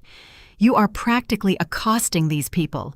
You look incredibly weak. You are ruining our image." "I do not care about the image right now, Patricia," Richard snapped back, his voice shaking with absolute terror. "You do not understand what is happening. The hospital board locked me out of my executive email account an hour ago. The security clearance on my digital keycard has been revoked entirely. Vanguard Medical Holdings has officially taken over and they are freezing out the senior staff. If I do not find the CEO of Nexus tonight and convince him that I am vital to this transition, I am finished. My career is over. We will be bankrupt by next month." Patricia's haughty demeanor finally cracked completely. The color drained from her heavily contoured face. "Locked you out, Richard. What are you saying? Jamal promised he had this under control." "Jamal is an arrogant fool who does not understand corporate slaughter," Richard growled, running a trembling hand over his face. "This new CEO is cleaning house. He is executing a complete purge. I need to find him and prove my worth before he permanently terminates my contract." "Then find him!" Patricia demanded, her voice dropping into a harsh, panicked whisper. "Do whatever it takes, Richard. Beg him if you have to. We cannot lose our lifestyle. I will not be humiliated in front of these people." Richard nodded frantically, adjusting his bow tie with sweaty fingers before plunging back into the crowded room. He resumed his desperate hunt, his eyes wide and frantic, completely oblivious to the bitter irony of his situation. The man who had spent his entire life demanding absolute submission from everyone around him was now practically hyperventilating, entirely prepared to drop to his knees and beg a nameless, faceless tech billionaire for his very survival. The pressure in the room was reaching a critical, explosive threshold. The music played on smoothly. The champagne continued to flow endlessly. The wealthy guests laughed and clinked their crystal glasses, completely unaware that the floor beneath their feet was a perfectly engineered stage designed for a public execution. They were all playing their parts flawlessly in the tragedy I had written for them. The camera circles the grand living space of the lower penthouse. The ambient chatter of the Manhattan elite blends seamlessly with the classical notes of the hired string quartet. Waiters with silver trays weave effortlessly through the dense crowd. The atmosphere is thick with expensive perfume and the intoxicating scent of artificial power. Suddenly, a sharp, distinct chime cuts directly through the surrounding noise. It is not the service elevator. It is not the guest elevator. It is the heavy brass doors of the private owner elevator, the specific entrance explicitly cordoned off by velvet ropes and 2 hulking security guards. The exact elevator everyone was strictly forbidden from even approaching. The string quartet falters, the cellist missing a note as heads begin to turn. The low hum of conversation dies out in a wave. Every single person in the room shifts their attention toward the glowing golden lights of the private entry bank. Donovan Croft stops mid-sentence, his scotch glass frozen in his hand. Jamal stands a little taller, visibly bracing himself to enthusiastically greet whatever reclusive billionaire is about to step out. Richard pauses his frantic networking, his desperate eyes locking onto the brass doors with a sudden flare of absolute hope. He truly believes his corporate savior has finally arrived. Olivia touches her heavy diamond necklace, practicing a flawless, welcoming smile designed to enchant the wealthiest man in the room. The heavy brass doors slide open with a deep, satisfying metallic hum. The camera focuses tightly on a polished pair of $5,000 Oxford shoes stepping purposefully onto the imported Italian marble floor. The camera slowly pans up, revealing the impeccable razor-sharp lines of a $25,000 custom-tailored Tom Ford tuxedo. The midnight black fabric absorbs the warm light of the room, exuding a quiet, terrifying aura of absolute authority. A vintage Patek Philippe Nautilus watch gleams subtly on the left wrist, a silent testament to untouchable generational wealth. The camera reveals my face. I stand in the threshold, my posture completely relaxed, but undeniably dominant. I do not look like the exhausted, starving medical school dropout they threw into a raging blizzard exactly 3 weeks ago. I look like the man who owns the sky above them.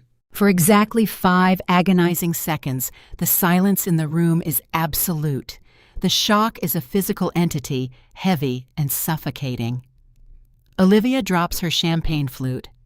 The delicate crystal shatters violently against the marble floor, the crash echoing like a gunshot in the dead quiet room. Her practiced, enchanting smile morphs instantly into an ugly mask of pure, unadulterated disbelief. Jamal takes a staggering step backward, his arrogant swagger vanishing, completely replaced by sheer confusion. His velvet dinner jacket suddenly looks like a cheap, poorly made costume next to my bespoke armor. Richard turns the color of chalk. The blood completely drains from his face, leaving him looking ancient and terrified. He bumps blindly into a passing waiter, nearly knocking over a tray of expensive appetizers. "Ethan?" He breathes the single word escaping his pale lips in a ragged gasp. I remain completely still. The camera locks firmly onto my face. I do not flinch. I do not smile. I simply scan the room, letting the heavy weight of my physical presence crush the remaining oxygen out of their lungs. Then the toxic, deeply ingrained conditioning forcefully reasserts itself. The sheer blinding arrogance of my family overrides their shock. They simply cannot comprehend a reality where I hold power, so their brains immediately construct a comfortable narrative where I am still the pathetic failure they can easily step on. Richard recovers his voice first. His face rapidly shifts from pale terror to a mottled, furious purple. He marches aggressively across the polished marble floor, closing the distance between us with heavy, angry strides. He points a trembling finger directly at my chest. "What the hell are you doing here?" Richard hisses. He keeps his voice low, desperately trying to avoid a full public scene, but his tone vibrates with pure malice. "How did you get past the lobby security? Did you follow us here, you pathetic, desperate dropout? Did you sneak in through the service entrance just to embarrass us in front of my board members?" Patricia rushes over her emerald silk dress, rustling loudly. She grabs Richard by the arm, her eyes darting frantically around the room at the hundreds of staring guests. "Ethan, you need to leave right this second," she demands, her voice shrill and trembling with rage. "You are ruining Olivia's magnificent night. Have you absolutely no shame? You stalked us to this event to beg for money, did you not? This is exactly why your father threw you out. You are a disgusting parasite." Olivia steps forward, kicking a shard of broken crystal out of her way. Her face is twisted in a vicious sneer. "Security!" she yells, snapping her fingers wildly toward the nearest guard. "Grab this man and throw him out. He is a trespasser. He is my deranged brother who has been stalking my family. Get him out of my sight before I call the police." Jamal quickly strides up, physically placing himself between me and the crowd, his corporate lawyer persona fully activated. He puffs out his chest, attempting to use his size to intimidate me. "Listen to me very carefully, Ethan," Jamal snarls, looking me up and down with intense disgust. "I do not know whose tuxedo you rented or which caterer let you slip through the door, but you are officially trespassing on a highly exclusive property. I rented this venue. If you do not turn around and walk back into that elevator right now, I will personally have you arrested for criminal trespass and harassment. I will ruin whatever pathetic life you have left." The camera sweeps slowly around the tight circle of my family. They are practically foaming at the mouth, hurling their gaslighting and verbal abuse with practiced ease. They are entirely convinced they have the upper hand. They think they are squashing a bug. I stand perfectly still, letting their vicious words wash over me. I do not argue. I do not raise my voice. I look at Jamal, then at Olivia, then at my mother, and finally at my father. I am waiting for the exact moment they realize the trap has securely locked around their ankles. The silence in the room is absolute. A waiter walks past our tense circle, carrying a silver tray of vintage champagne. I casually reach out and take a delicate crystal flute. I take a slow, deliberate sip, my eyes never leaving Jamal. The champagne is crisp and perfectly chilled. I bought the entire case myself last week. "Are you deaf?" Jamal barks, his voice echoing over the quiet murmurs of the elite crowd. "I said you need to leave before I have you thrown out in handcuffs. You are a massive liability, Ethan. I am a senior corporate attorney. I have the entire New York Police Department on speed dial, and I know exactly how to file a restraining order so fast your head will spin right off your neck." Jamal points a rigid finger toward the heavy brass elevator doors. He is performing for his bosses now. I can see Donovan Croft, the ruthless senior partner at Jamal's law firm, watching the altercation from a few yards away. Jamal wants to prove he is the ultimate alpha male. He wants to show the senior partners that he can handle a security threat with absolute merciless efficiency. He wants to project unwavering power over me. "I rented this entire floor," Jamal continues, puffing out his chest. "I signed a legally binding contract with the holding company that owns this building. I am the authorized host of this charity gala. You have zero legal right to step foot on this Italian marble. You are committing criminal trespass harassment and disturbing the peace. I will drag you through the court system until you cannot even afford a cardboard box in Queens." I just smile. It is a small, cold smile that makes Jamal falter for a fraction of a second in front of everyone.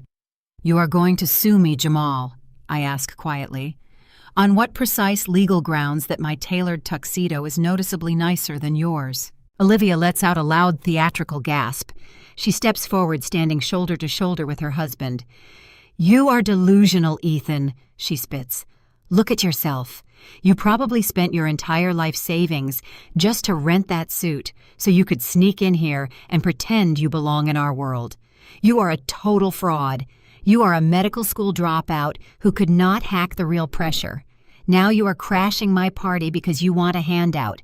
Well, you are not getting a single penny from us today or ever."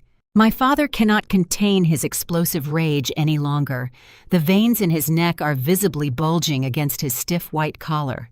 He sees his wealthy colleagues watching the dramatic scene unfold, and his fragile ego is shattering under the perceived humiliation. He turns aggressively toward the perimeter of the room, raising his arm to frantically signal the building staff. "Security!" Richard roars, his voice carrying an undeniable tone of absolute entitlement. "Where the hell is the property manager? I demand assistance immediately." The crowd of billionaire surgeons and corporate titans parts like the Red Sea. The property manager, a tall, imposing man, strides purposefully toward our group. He is flanked by two massive security guards in dark suits. My family watches them approach with smug, victorious expressions. They firmly believe the cavalry has finally arrived to drag the trash out to the street. "It is about time," Patricia scoffs, clutching her emerald silk dress. "This man is a dangerous stalker. He has been harassing our family for years. He snuck into the building to ruin our charity event. Please remove him from the premises forcefully if you must. Do whatever it takes to get him out." Richard steps in front of the property manager, utilizing his physical height to assert immediate dominance. "Listen to me very carefully," Richard commands, pointing sharply at me. "I am Dr. Richard Vance. I am the Chief Medical Officer at St. Jude Medical Consortium. My son-in-law here paid a premium rate to rent this venue tonight. We expect a flawless, highly secure environment. This individual is an estranged relative with severe psychological issues. He is a college dropout who refuses to work for a living. I want him escorted out of this building, thrown onto the pavement, and permanently banned from ever entering the lobby again." Jamal nods vigorously in agreement, crossing his arms over his velvet dinner jacket. "If he resists, I want the authorities called immediately. I will personally press charges on behalf of my family. We will not tolerate this blatant security breach. I expect a partial refund for this catastrophic interruption to our evening." I take another slow sip of my champagne. The sheer audacity of their demands is genuinely entertaining to watch. They are standing in the very center of my home, drinking my imported wine, breathing my temperature-controlled air, and demanding that my own employees throw me out onto the street. They are so deeply entrenched in their delusions of grandeur that they cannot even read the subtle body language of the security team. The security guards do not move toward me. They stand perfectly still, their hands clasped firmly behind their backs, their eyes fixed straight ahead in absolute silence. Jamal notices the hesitation. He steps dangerously close to me, aggressively invading my personal space. He tries to use his height to physically intimidate me, staring down with a look of pure, unadulterated contempt. "You really thought you could pull this off?" Jamal sneers softly, just for me to hear. "You thought you could crash my coronation and make me look weak. You are nothing, Ethan. You will always be nothing. You are a pathetic loser who could not make it in the real world. Tomorrow morning, I am filing an injunction against you. I will make sure you are tied up in litigation for the rest of your miserable life. Now walk back into that elevator before I physically throw you in there myself." My father steps up right beside Jamal, completing the imposing wall of intimidation. "Get out, Ethan!" Richard growls, his voice dripping with absolute disgust. "You are a permanent stain on my legacy. I told you 3 weeks ago to get out and stay out. You are completely dead to me. Walk away now and save yourself the final humiliation of being dragged out by the collar." The tension in the room reaches an absolute breaking point. The elite guests are watching with bated breath, entirely captivated by the brutal family warfare unfolding before them. Donovan Croft steps closer, his eyes narrowed, observing Jamal's handling of the situation. Olivia smirks, fully expecting me to drop my head in shame and scurry away like a beaten dog. Patricia crosses her arms, looking at me as if I am an infectious disease that needs to be scrubbed from the floor immediately. I hold my champagne glass elegantly. I look my father directly in the eyes. I look at Jamal's sweating forehead. I look at Olivia's arrogant sneer. I let the heavy silence stretch for a few more agonizing seconds, ensuring that every single person in the room is paying absolute attention to what is about to happen next. "Are you quite finished, Jamal?" I ask calmly, my voice slicing through the heavy air with chilling precision. "Because for a senior corporate attorney, your understanding of property law is deeply embarrassing. It is time for a very painful reality check to begin right now." I look directly at my family, letting the silence stretch, savoring their arrogant ignorance. I nod at the property manager. Jamal notices and lets out a barking laugh. He points at me. "Are you trying to give orders to the building staff now, Ethan?" Jamal sneers. "You are unhinged. This is a private event. I paid the premium fee. I signed the agreement. Security, remove this trespasser now. Do your jobs before I sue this company." The property manager steps forward. He bypasses Jamal entirely, walking past my father. He stops in front of me. He clasps his hands behind his back and bows deeply from the waist. "Good evening, Mr. Vance," the property manager says, his voice booming over the soft classical music. "Welcome home, sir. I apologize for the noise on the lower level tonight. We can have these guests cleared out in 5 minutes if they are disturbing your peace." The entire room seems to stop breathing. The air becomes instantly devoid of oxygen. Jamal stares at the property manager, his mouth open. He blinks, unable to process the words he just heard. "Welcome home." "What kind of sick joke is this?" Jamal stammers, his arrogant lawyer persona shattering into a million pieces. "I am the host of this gala. I rented this venue from the foreign investor." Olivia pushes past her husband, glaring at the manager. "You are going to be fired by tomorrow morning," Olivia screams, losing her high society grace. "Do you have any idea who we are? We paid a fortune to rent this space. You work for us tonight. Get him out of here." The property manager does not even look at my sister. "Madam," the manager replies with icy detachment, "I work exclusively for the owner of this building, and the owner of this building is standing right in front of you." I reach into the inner breast pocket of my custom Tom Ford tuxedo and slowly pull out a folded piece of heavy premium legal paper. I take my time as I slowly unfold it, smoothing out the sharp creases, and hold it up so the bright overhead lights illuminate the dense black text. "You see, Jamal," I begin, my voice entirely steady. "As a supposedly brilliant corporate attorney, you really should read the fine print before signing a binding document, especially when you are recklessly throwing your entire life savings at a venue you cannot actually afford." I step much closer to Jamal. "You rented this exclusive space from a holding company called Horizon Assets, LLC. I explain, watching the color drain completely out of Jamal's face. "You foolishly assumed it was an anonymous foreign billionaire. You blindly assumed you were tricking your way into an elite social circle. You practically begged my real estate broker to let you borrow this floor for just one night to impress your bosses." My father steps forward, hands shaking violently.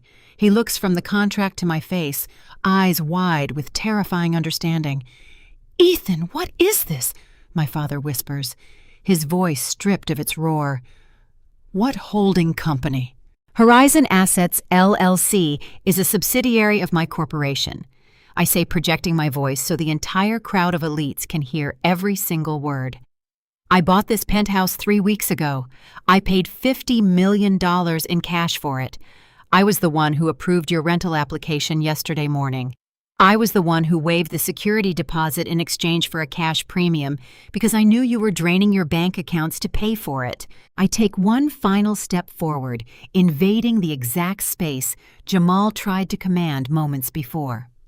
I look directly into his terrified eyes, then shift my gaze to Olivia, my mother, and finally my father. "You are standing in my house," I proudly declare to them. The words hit them with the concussive force of a freight train. Olivia actually stumbles backward, her high designer heels catching on the cold marble floor. She covers her mouth with both shaking hands, her wide eyes welling with hot tears of pure, unadulterated humiliation. The illusion of her flawless wealth has been violently ripped away in front of her most important clients and rivals. My mother, Patricia, clutches her chest tightly as if she is having a genuine heart attack. She looks wildly around the large room at the staring faces of the Manhattan elite. The people she spent decades trying to impress are now watching her family get utterly dismantled by the sun she threw into a blizzard. Jamal tries to salvage his shattered ego. He points a shaky finger at me, his legal mind desperately searching for a loophole. "This is fraud." Jamal sputters, sweat dripping down his forehead. "You used a shell company to deceive us. That violates the implied covenant of good faith. I will sue you for deceptive business practices. I will void this contract." I let out a low, cold laugh that instantly silences his pathetic legal posturing. "Sue me, Jamal?" I ask, tilting my head. You signed a commercial lease agreement that clearly states the property owner retains absolute access to all floors at all times. There is zero deception. You just failed to do basic due diligence on your landlord. You were so blinded by your own desperate greed to secure this location that you handed your money to a ghost without asking a single question. I fold the contract, slipping it into my pocket. The manager steps beside me, flanked by security guards. They are no longer waiting for orders.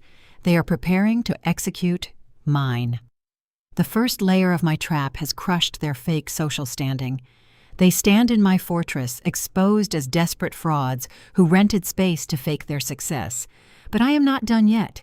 The professional execution is just beginning right now. Watch. The crowd remains absolutely paralyzed, processing the sheer magnitude of my revelation. Jamal is breathing heavily, his chest heaving under his velvet jacket as his brain frantically tries to calculate a way out of his humiliation. He looks around, desperate for an ally. His eyes land on the group of senior partners from his law firm, the men he invited to witness his glorious ascent to power. He expects them to rally behind him to use their immense legal weight to crush me. Instead, a tall, imposing man steps forward from the edge of the crowd. It is Donovan Croft, the most ruthless senior partner at Harrison, Hayes & Croft. Donovan is not looking at Jamal with solidarity. He is staring directly at me, his sharp eyes widening in sudden, terrifying recognition. Donovan has spent decades swimming in the deepest waters of corporate Manhattan. He knows how to identify the apex predator in the room. He looks at my custom tuxedo, at the vintage watch on my wrist, and then his gaze locks onto my face. Donovan takes another step closer, completely ignoring Jamal. "Mr. Vance," Donovan says, his voice carrying a tone of absolute, unquestionable reverence. "It is a profound honor to finally meet you in person. We were informed that the Chief Executive Officer of Nexus Health preferred to remain anonymous during the early stages of our partnership.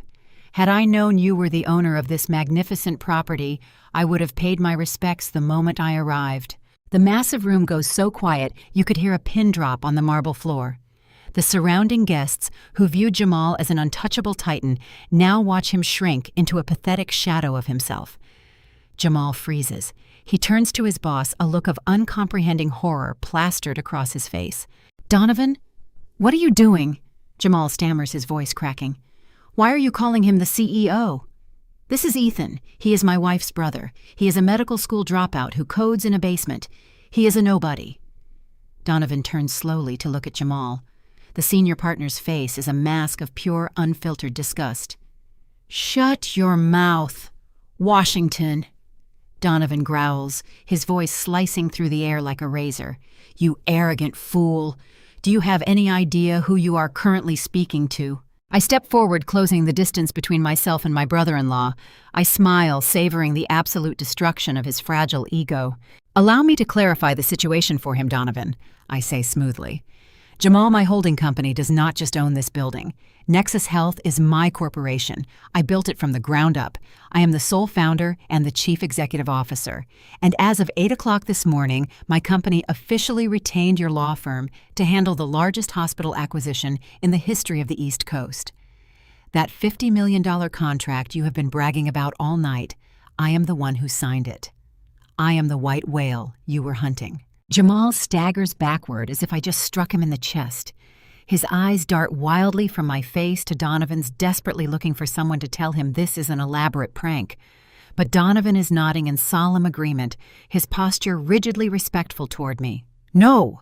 Jamal breathes, shaking his head frantically. "No, that is impossible. You do not have that kind of capital. You are lying. You forged the corporate documents just to ruin my event." I reach into my jacket pocket once more. I pull out my phone and open the secure legal portal for Nexus Health. I tap the screen, bringing up the finalized retainer agreement between my corporation and Harrison, Hayes & Croft. I hold the glowing screen up high so Jamal can clearly see his own digital signature at the very bottom of the document. "You signed this contract just 2 hours ago, Jamal," I remind him coldly, "but in your desperate rush to secure your promotion, you failed to read the fine print. Does Clause 9 ring a bell, the clause that gives me the unilateral right to terminate my designated legal counsel without notice or cause if they fail to meet my ethical standards?" Jamal's knees visibly buckle. He reaches out and grips the back of a nearby leather chair just to keep himself standing. I look directly at Donovan Croft. Donovan, when I hired your firm, I expected discretion, professionalism, and absolute integrity. Instead, your senior associate has spent the entire evening threatening me with false police reports and attempting to illegally evict me from my own property. He is a massive liability to my brand, and I will not allow my corporation to be represented by a man who operates with such staggering ineptitude and blind arrogance. Donovan does not hesitate for a single microsecond. He turns his predatory gaze entirely onto Jamal, ready to sever the weak link to save his firm. Washington, you are officially removed from the Nexus Health account. Donovan barks, his voice echoing brutally across the silent room. You are completely stripped of your lead counsel status effective immediately. Furthermore, you will not be considered for the managing partner position at the upcoming board vote. In fact, considering your catastrophic lack of judgment and extreme unprofessionalism tonight, I suggest you clear out your desk by Monday morning. Your career at this firm is over. The execution is flawless. In the span of 3 minutes, Jamal has lost his multi-million-dollar contract, his guaranteed promotion, and his prestigious job. He is professionally ruined. He stands there in his velvet tuxedo, panting heavily, his eyes wide and completely vacant. He has been stripped of the very armor he used to abuse me. Olivia rushes to her husband's side, grabbing his arm tightly. Jamal, say something, she cries, her voice high and panicked. Tell them they cannot do this. Tell them you will sue the firm. But Jamal absolutely cannot speak. He is staring at the marble floor, broken. The second layer of my trap has snapped shut, obliterating the golden child's arrogant husband. Now it is time for the final blow. I turn my eyes toward my father. Richard Vance has just watched his golden son-in-law get professionally slaughtered in a matter of seconds. The terrifying reality of my absolute power is finally penetrating his thick skull. I can see the exact moment his arrogant superiority shatters and morphs into raw, frantic self-preservation. He realizes that the faceless corporate investment group he has been desperately chasing all night is standing right in front of him. The billionaire savior of his crumbling medical empire is the very son he so callously disowned. Richard takes a hesitant step forward. He forces his facial muscles to arrange themselves into a sickeningly fake expression of fatherly pride. He actually attempts a warm, welcoming smile. The sheer hypocrisy of the gesture makes my stomach turn. Ethan, Richard says, his voice completely devoid of its usual booming authority. It sounds thin-reedy and incredibly desperate. My boy, I had absolutely no idea. This is an incredible accomplishment. You built Nexus Health.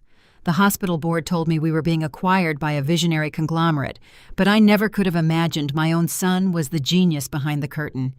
We have so much to discuss. We can merge our visions.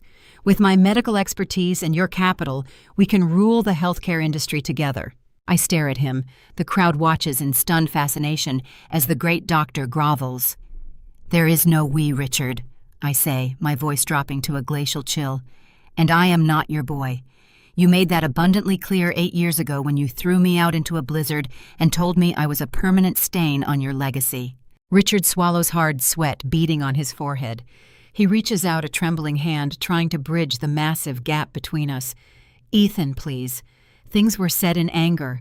I was just trying to push you to reach your full potential. Look at what you achieved. I am so incredibly proud of you. We are family. Nexus Health needs a strong, experienced chief medical officer to guide the transition at St. Jude. I am your best asset.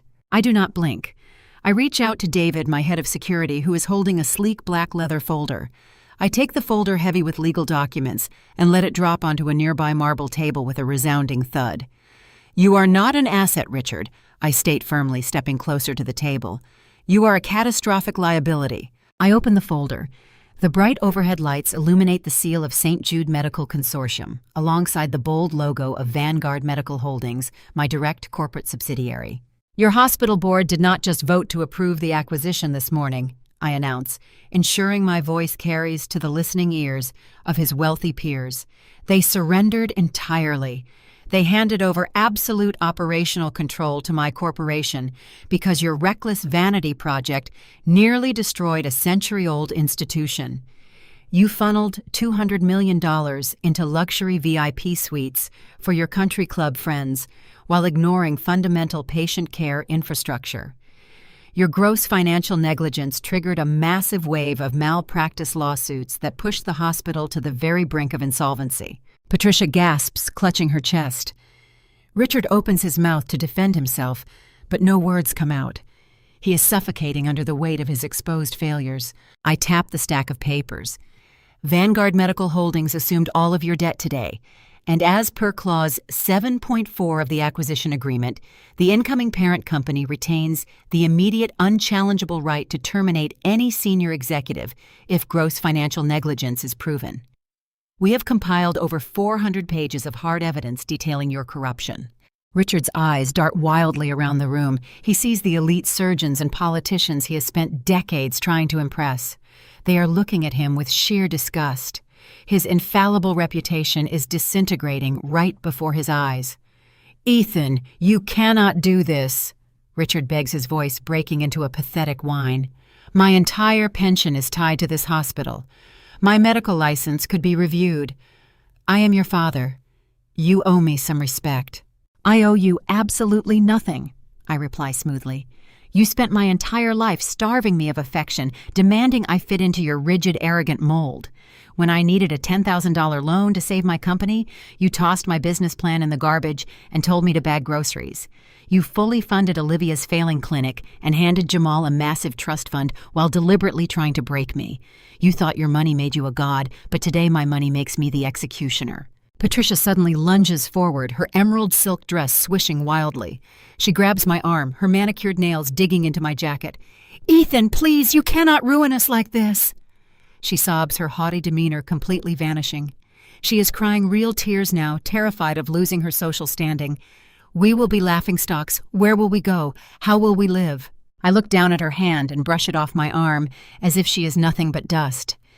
"You will live the exact same way you forced me to live, Patricia. You will figure it out without a safety net.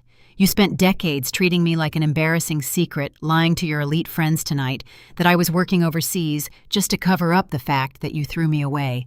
You made your bed with your golden children. Now you get to lie in it." I pick up a single sheet of paper from the folder.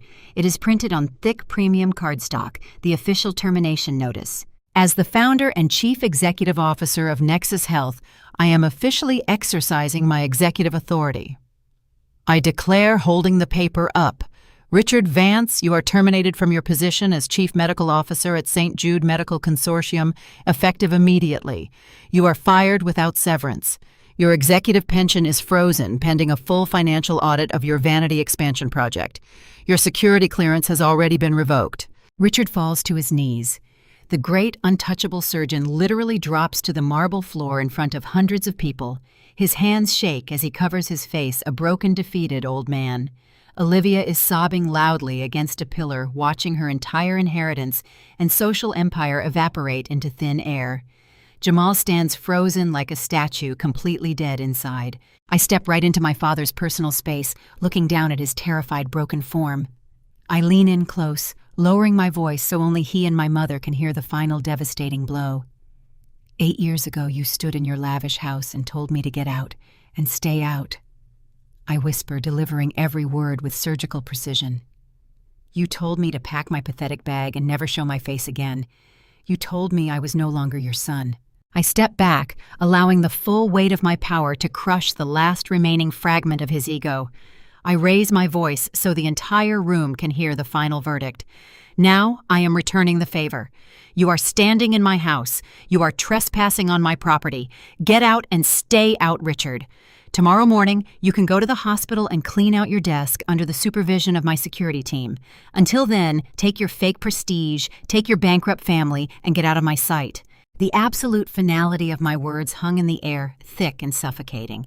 For a long, agonizing moment, the only sound in the massive $50 million penthouse was the ragged, wet breathing of my father, kneeling on the imported Italian marble. No one spoke. No one moved. The string quartet had completely stopped playing their bows, frozen over their instruments. The elite crowd of Manhattan billionaires, high-powered surgeons, and ruthless corporate titans stood completely paralyzed.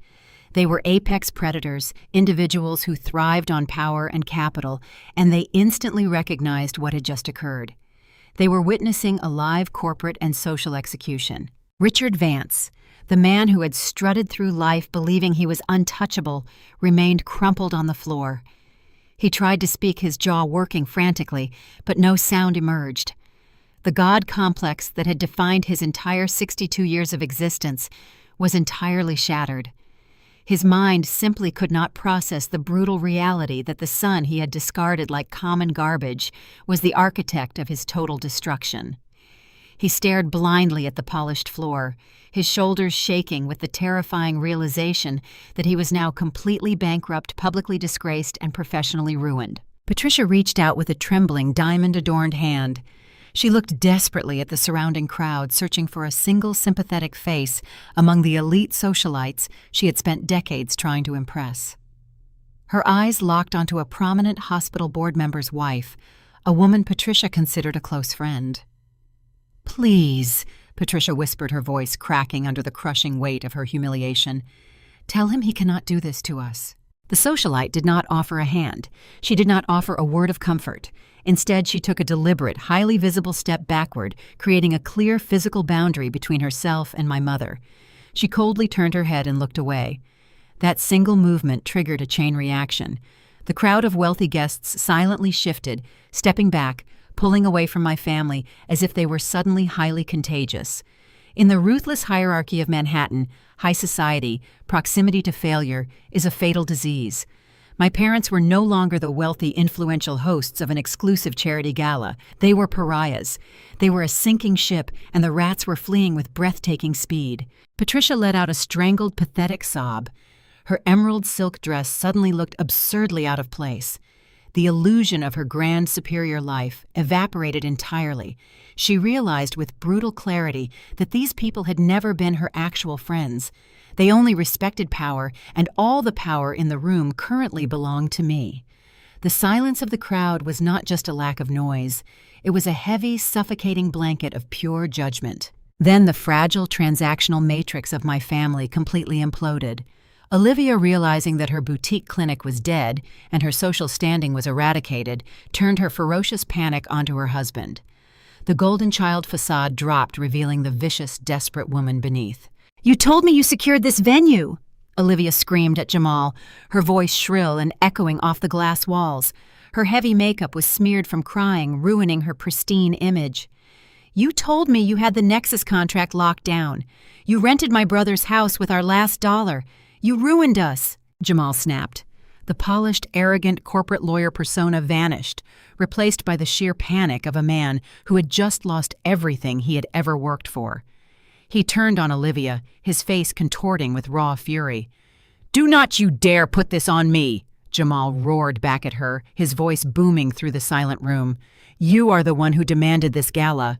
You drained our accounts for these ridiculous flowers and caterers just to show off to your fake friends.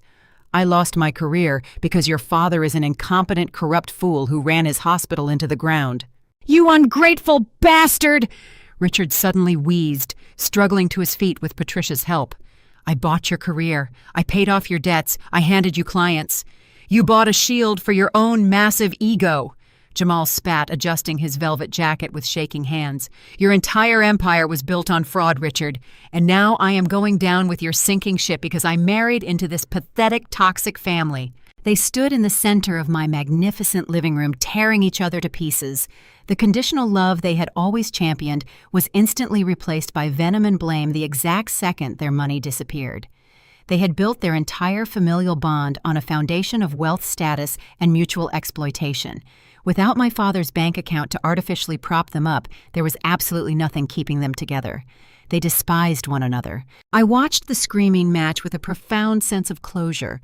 I did not need to raise my voice. I did not need to argue. I simply watched the toxic machine that had tortured me for years consume itself. "Enough!" I commanded. My voice was not loud, but it cut through their hysterical arguing instantly. The absolute authority in my tone forced them into silence. They looked at me panting, their faces flushed with rage and utter defeat.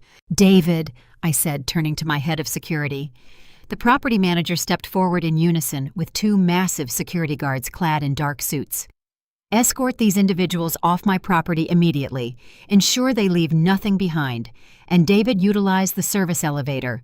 They are no longer permitted in the main lobby. The ultimate indignity washed over them. The service elevator. The transport reserved for garbage and freight. "You cannot do this," Patricia sobbed, clinging to my father's arm as the security guards advanced. "We are your family, Ethan. We are your blood." I looked directly into her terrified, tear-streaked face. My expression remained entirely impassive, carved from the same ice they had shown me in the blizzard 3 weeks ago. "Blood is a biological accident, Patricia," I stated coldly. "Family implies loyalty, support, and basic human decency. You proved to me exactly who you are when you left me to freeze in the snow while you drank champagne. I'm just holding up a mirror. Now follow the guards." The security team closed in their broad shoulders, forming an impenetrable wall. Jamal tried to adjust his posture desperately, trying to salvage a microscopic shred of dignity, but his hands were shaking too badly. Olivia hid her face behind her hands, sobbing uncontrollably as she realized the hundreds of elite guests were watching her disgraceful exit. Richard looked like a hollow shell, his shoulders slumped, his eyes completely vacant. The crowd of billionaires and executives parted silently, creating a wide, humiliating path toward the back corridors of the penthouse. My family was forced to walk the gauntlet. They stumbled past the very people they had tried so desperately to impress, feeling the burning heat of absolute public rejection. No one offered a comforting word. No one looked them in the eye. I stood by the edge of the infinity pool, listening to the heavy footsteps of the security guards marching them away. I listened to the sound of the heavy service doors opening and closing.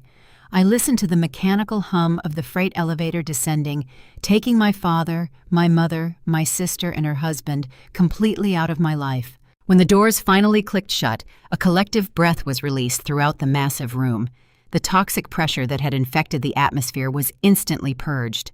I turned back to face the crowd of elite Manhattan guests.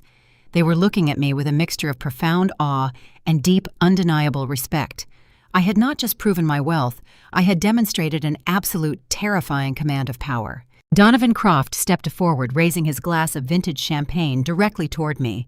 It was a silent, powerful gesture of submission and professional respect from one titan to another. I reached out and took a fresh glass from a passing waiter. I raised it in return, the crystal catching the bright light of the chandelier. I took a slow sip, feeling the incredible weight of my past finally lift from my shoulders.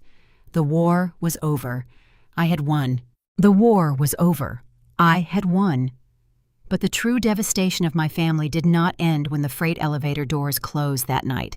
In fact, the absolute destruction of their lives was only just beginning.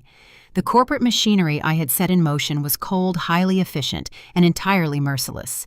By Monday morning, the reality of their new existence crashed down upon them with the force of an avalanche. Richard Vance arrived at St. Jude Medical Consortium at 6 o'clock in the morning. He swiped his gold-tier executive badge at the private parking garage entrance. The scanner flashed a harsh red light, access denied. He tried his digital passcode invalid.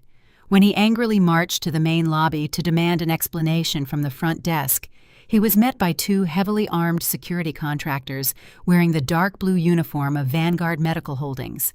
They did not address him as Dr. Vance. They handed him a single standard-issue cardboard box and escorted him to his corner office under the watchful eyes of the entire nursing staff he had terrorized for a decade. He was given exactly 15 minutes to pack his personal items. His executive pension was frozen, pending a massive federal audit into his gross mismanagement of hospital funds. He walked out of the sliding glass doors holding a cheap box of pens and framed photographs, a completely disgraced man. Across the city, Jamal experienced a similarly brutal execution. He walked into the gleaming lobby of Harrison, Hayes and Croft, desperately hoping that Donovan Croft would show some mercy.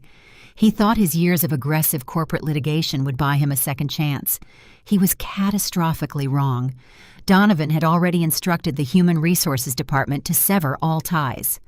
Jamal was met by a junior associate holding his termination paperwork. He was stripped of his senior counsel status, his corporate email was deleted, and his lucrative client roster was immediately redistributed. The law firm completely washed their hands of him to ensure their $50 million contract with Nexus Health remained perfectly intact. Jamal walked back onto the busy Manhattan pavement with absolutely nothing to his name except a mountain of high-interest debt. The financial contagion spread rapidly to Olivia. The moment my father's bank accounts were frozen by the auditors, the monthly wire transfers that sustained her vanity dermatology clinic instantly bounced. Her landlord in Soho issued a commercial eviction notice within 72 hours. The medical supply companies she had strung along for months finally called in their debts. Repo men arrived in the middle of a Tuesday afternoon to physically wheel out her $250,000 laser machines while a waiting room full of confused clients watched.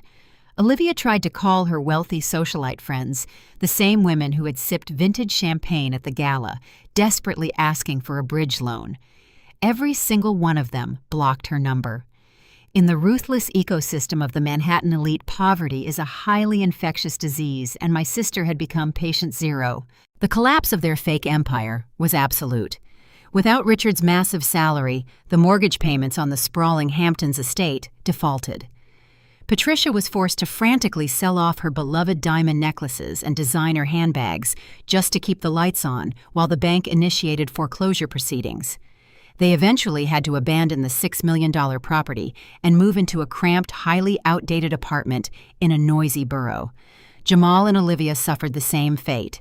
Their luxury Tribeca condo was seized by creditors to cover the massive cash loans they had taken out to rent my penthouse. The stress of their mutual bankruptcy fractured their toxic marriage. They spent their days screaming at each other in a tiny rental unit, completely drowning in blame and bitter resentment. I watched it all happen from the quiet sanctuary of my $50 million penthouse. My private security team and financial analysts provided me with regular, detailed updates on their rapid descent into ruin. I did not have to lift another finger. I simply allowed the natural consequences of their own staggering arrogance to run their course. Then came the text messages. As the reality of their permanent exile set in, their pride finally broke. My secure tablet began buzzing with pathetic, desperate communications. I sat on my leather sofa overlooking Central Park, reading the messages with a profound sense of detachment. The first came from my mother. "Ethan, please. Your father is having chest pains from the stress. We are losing the house. We have nothing left. I know we made mistakes, but we are your parents. Please just answer the phone. I am begging you." A week later, Jamal sent a message. "Look, Ethan, you won. You proved your point. The firm fired me and blacklisted my name. I cannot find work anywhere in the city. Olivia is falling apart. We are facing complete ruin. Just give us a small loan to keep us afloat until I find a new firm. You have hundreds of millions. $100,000 is nothing to you. Be the bigger man." Olivia's messages were erratic, cycling rapidly between toxic rage and pathetic begging. "You ruined my life. I hope you are happy. You stole my clinic." Followed 2 days later by another text. "Ethan, please call me back. I am so sorry. I was just following Mom and Dad's lead. I never meant to hurt you. I am your little sister. Please do not leave me like this." And finally an email from Richard. "Son, I failed you. My pride blinded me to your brilliance. I see now that you were always the strongest of us. I have lost my hospital, my reputation, and my legacy. I have nothing left but my family, and I have lost you too. Please let me see you. Let me apologize face to face." I read every single word. I absorbed their desperation, their panic, and their sudden, entirely fake remorse. They were not sorry for how they had treated me for 8 years. They were not sorry for throwing me into a blizzard. They were only sorry that the bank accounts had run dry and the golden goose they had kicked out was now the only entity capable of saving them. I took a slow sip of my coffee, feeling the warm ceramic against my palm. I felt no guilt. I felt no triumphant joy either. I simply felt an overwhelming, incredible quiet. The noise of their constant criticism, the heavy burden of their impossible expectations, and the toxic radiation of their conditional love had been entirely eradicated from my atmosphere. I swiped the notifications away, clearing my screen. I did not reply to a single message. I did not block their numbers either. I simply let their pleas sit in the digital void, completely ignored and entirely unanswered. Their words had absolutely no power over me anymore. The psychological grip they had held on my life for 3 decades was permanently severed. They were ghosts to me now, haunting the edges of a world they could no longer enter. The camera cuts from the cold blue light of the digital tablet back to the present day. We are back in the warmly lit living room high above the Manhattan skyline. The fire in the hearth has burned down to a steady, comforting glow, casting a rich amber light across the mahogany floor. I am sitting in the same deep leather armchair holding my ceramic coffee cup.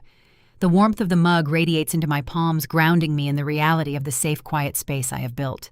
The camera pushes in slowly on the silver photo frame resting on the side table. It is still turned face down. I reach out and trace my index finger along its polished metal edge. I do not flip it over. I have no desire to look at the frozen, staged smiles of a family that only existed for the cameras.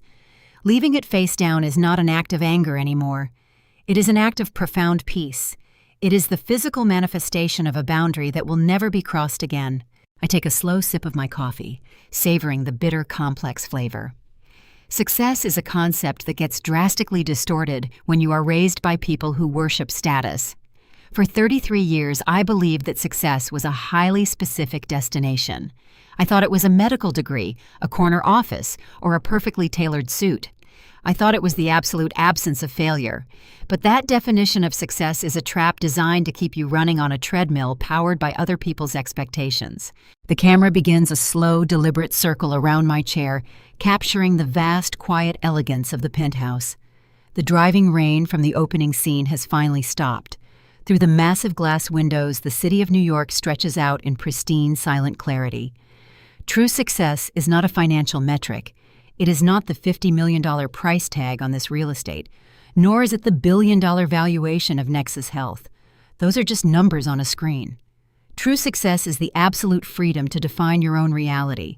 It is the ability to walk away from a toxic environment without needing their permission or their closure.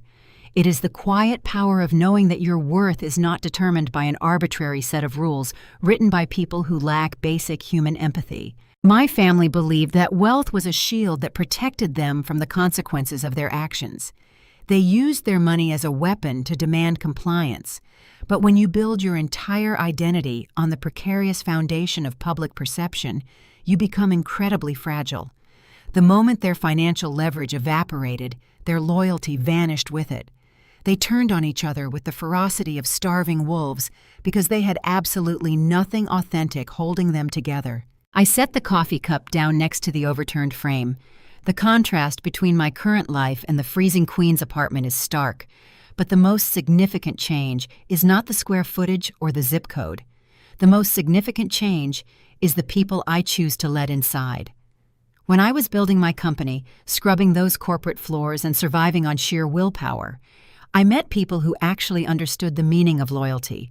I met other struggling developers who shared their limited resources. I met mentors who offered guidance without demanding a percentage of my soul in return.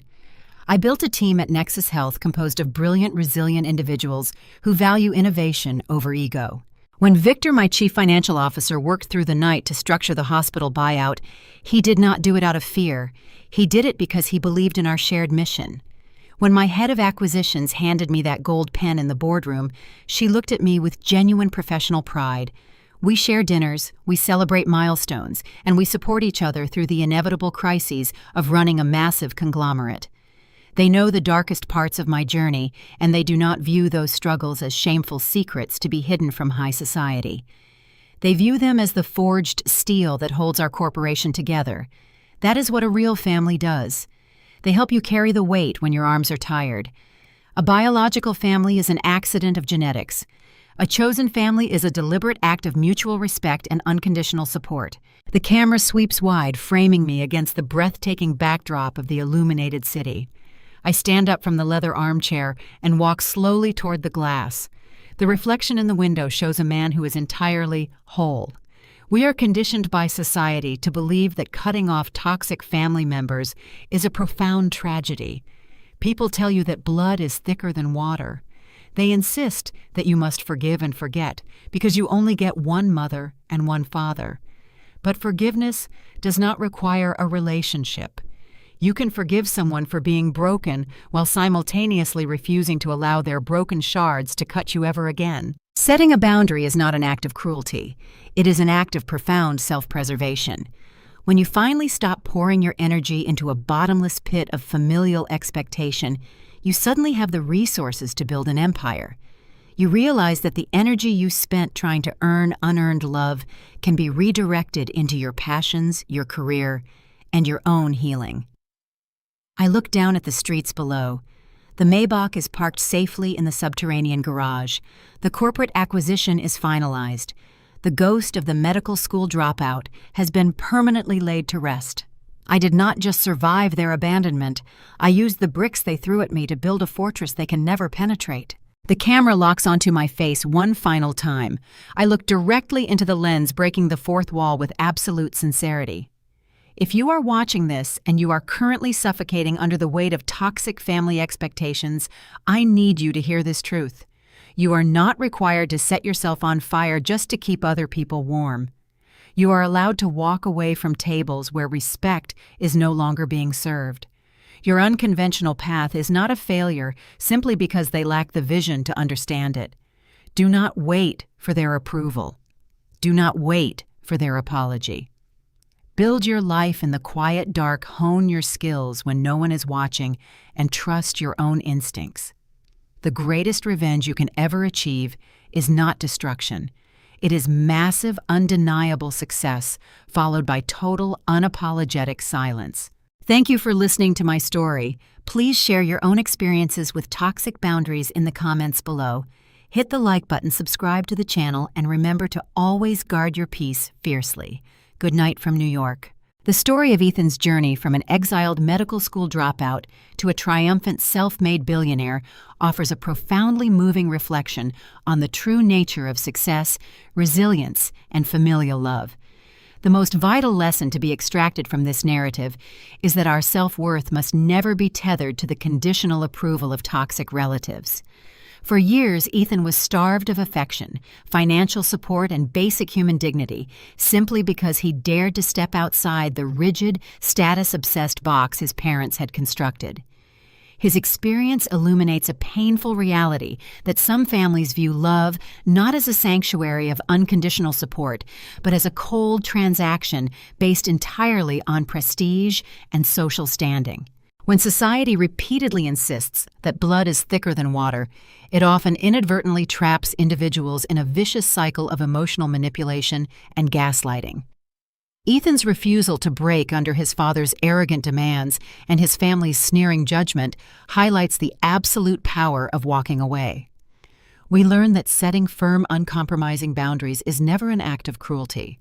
Rather, it is a necessary life-saving measure of self-preservation. Ethan built his technological empire in the quiet, freezing dark of a queen's apartment, actively converting the deep pain of abandonment into the unyielding fuel for his innovation.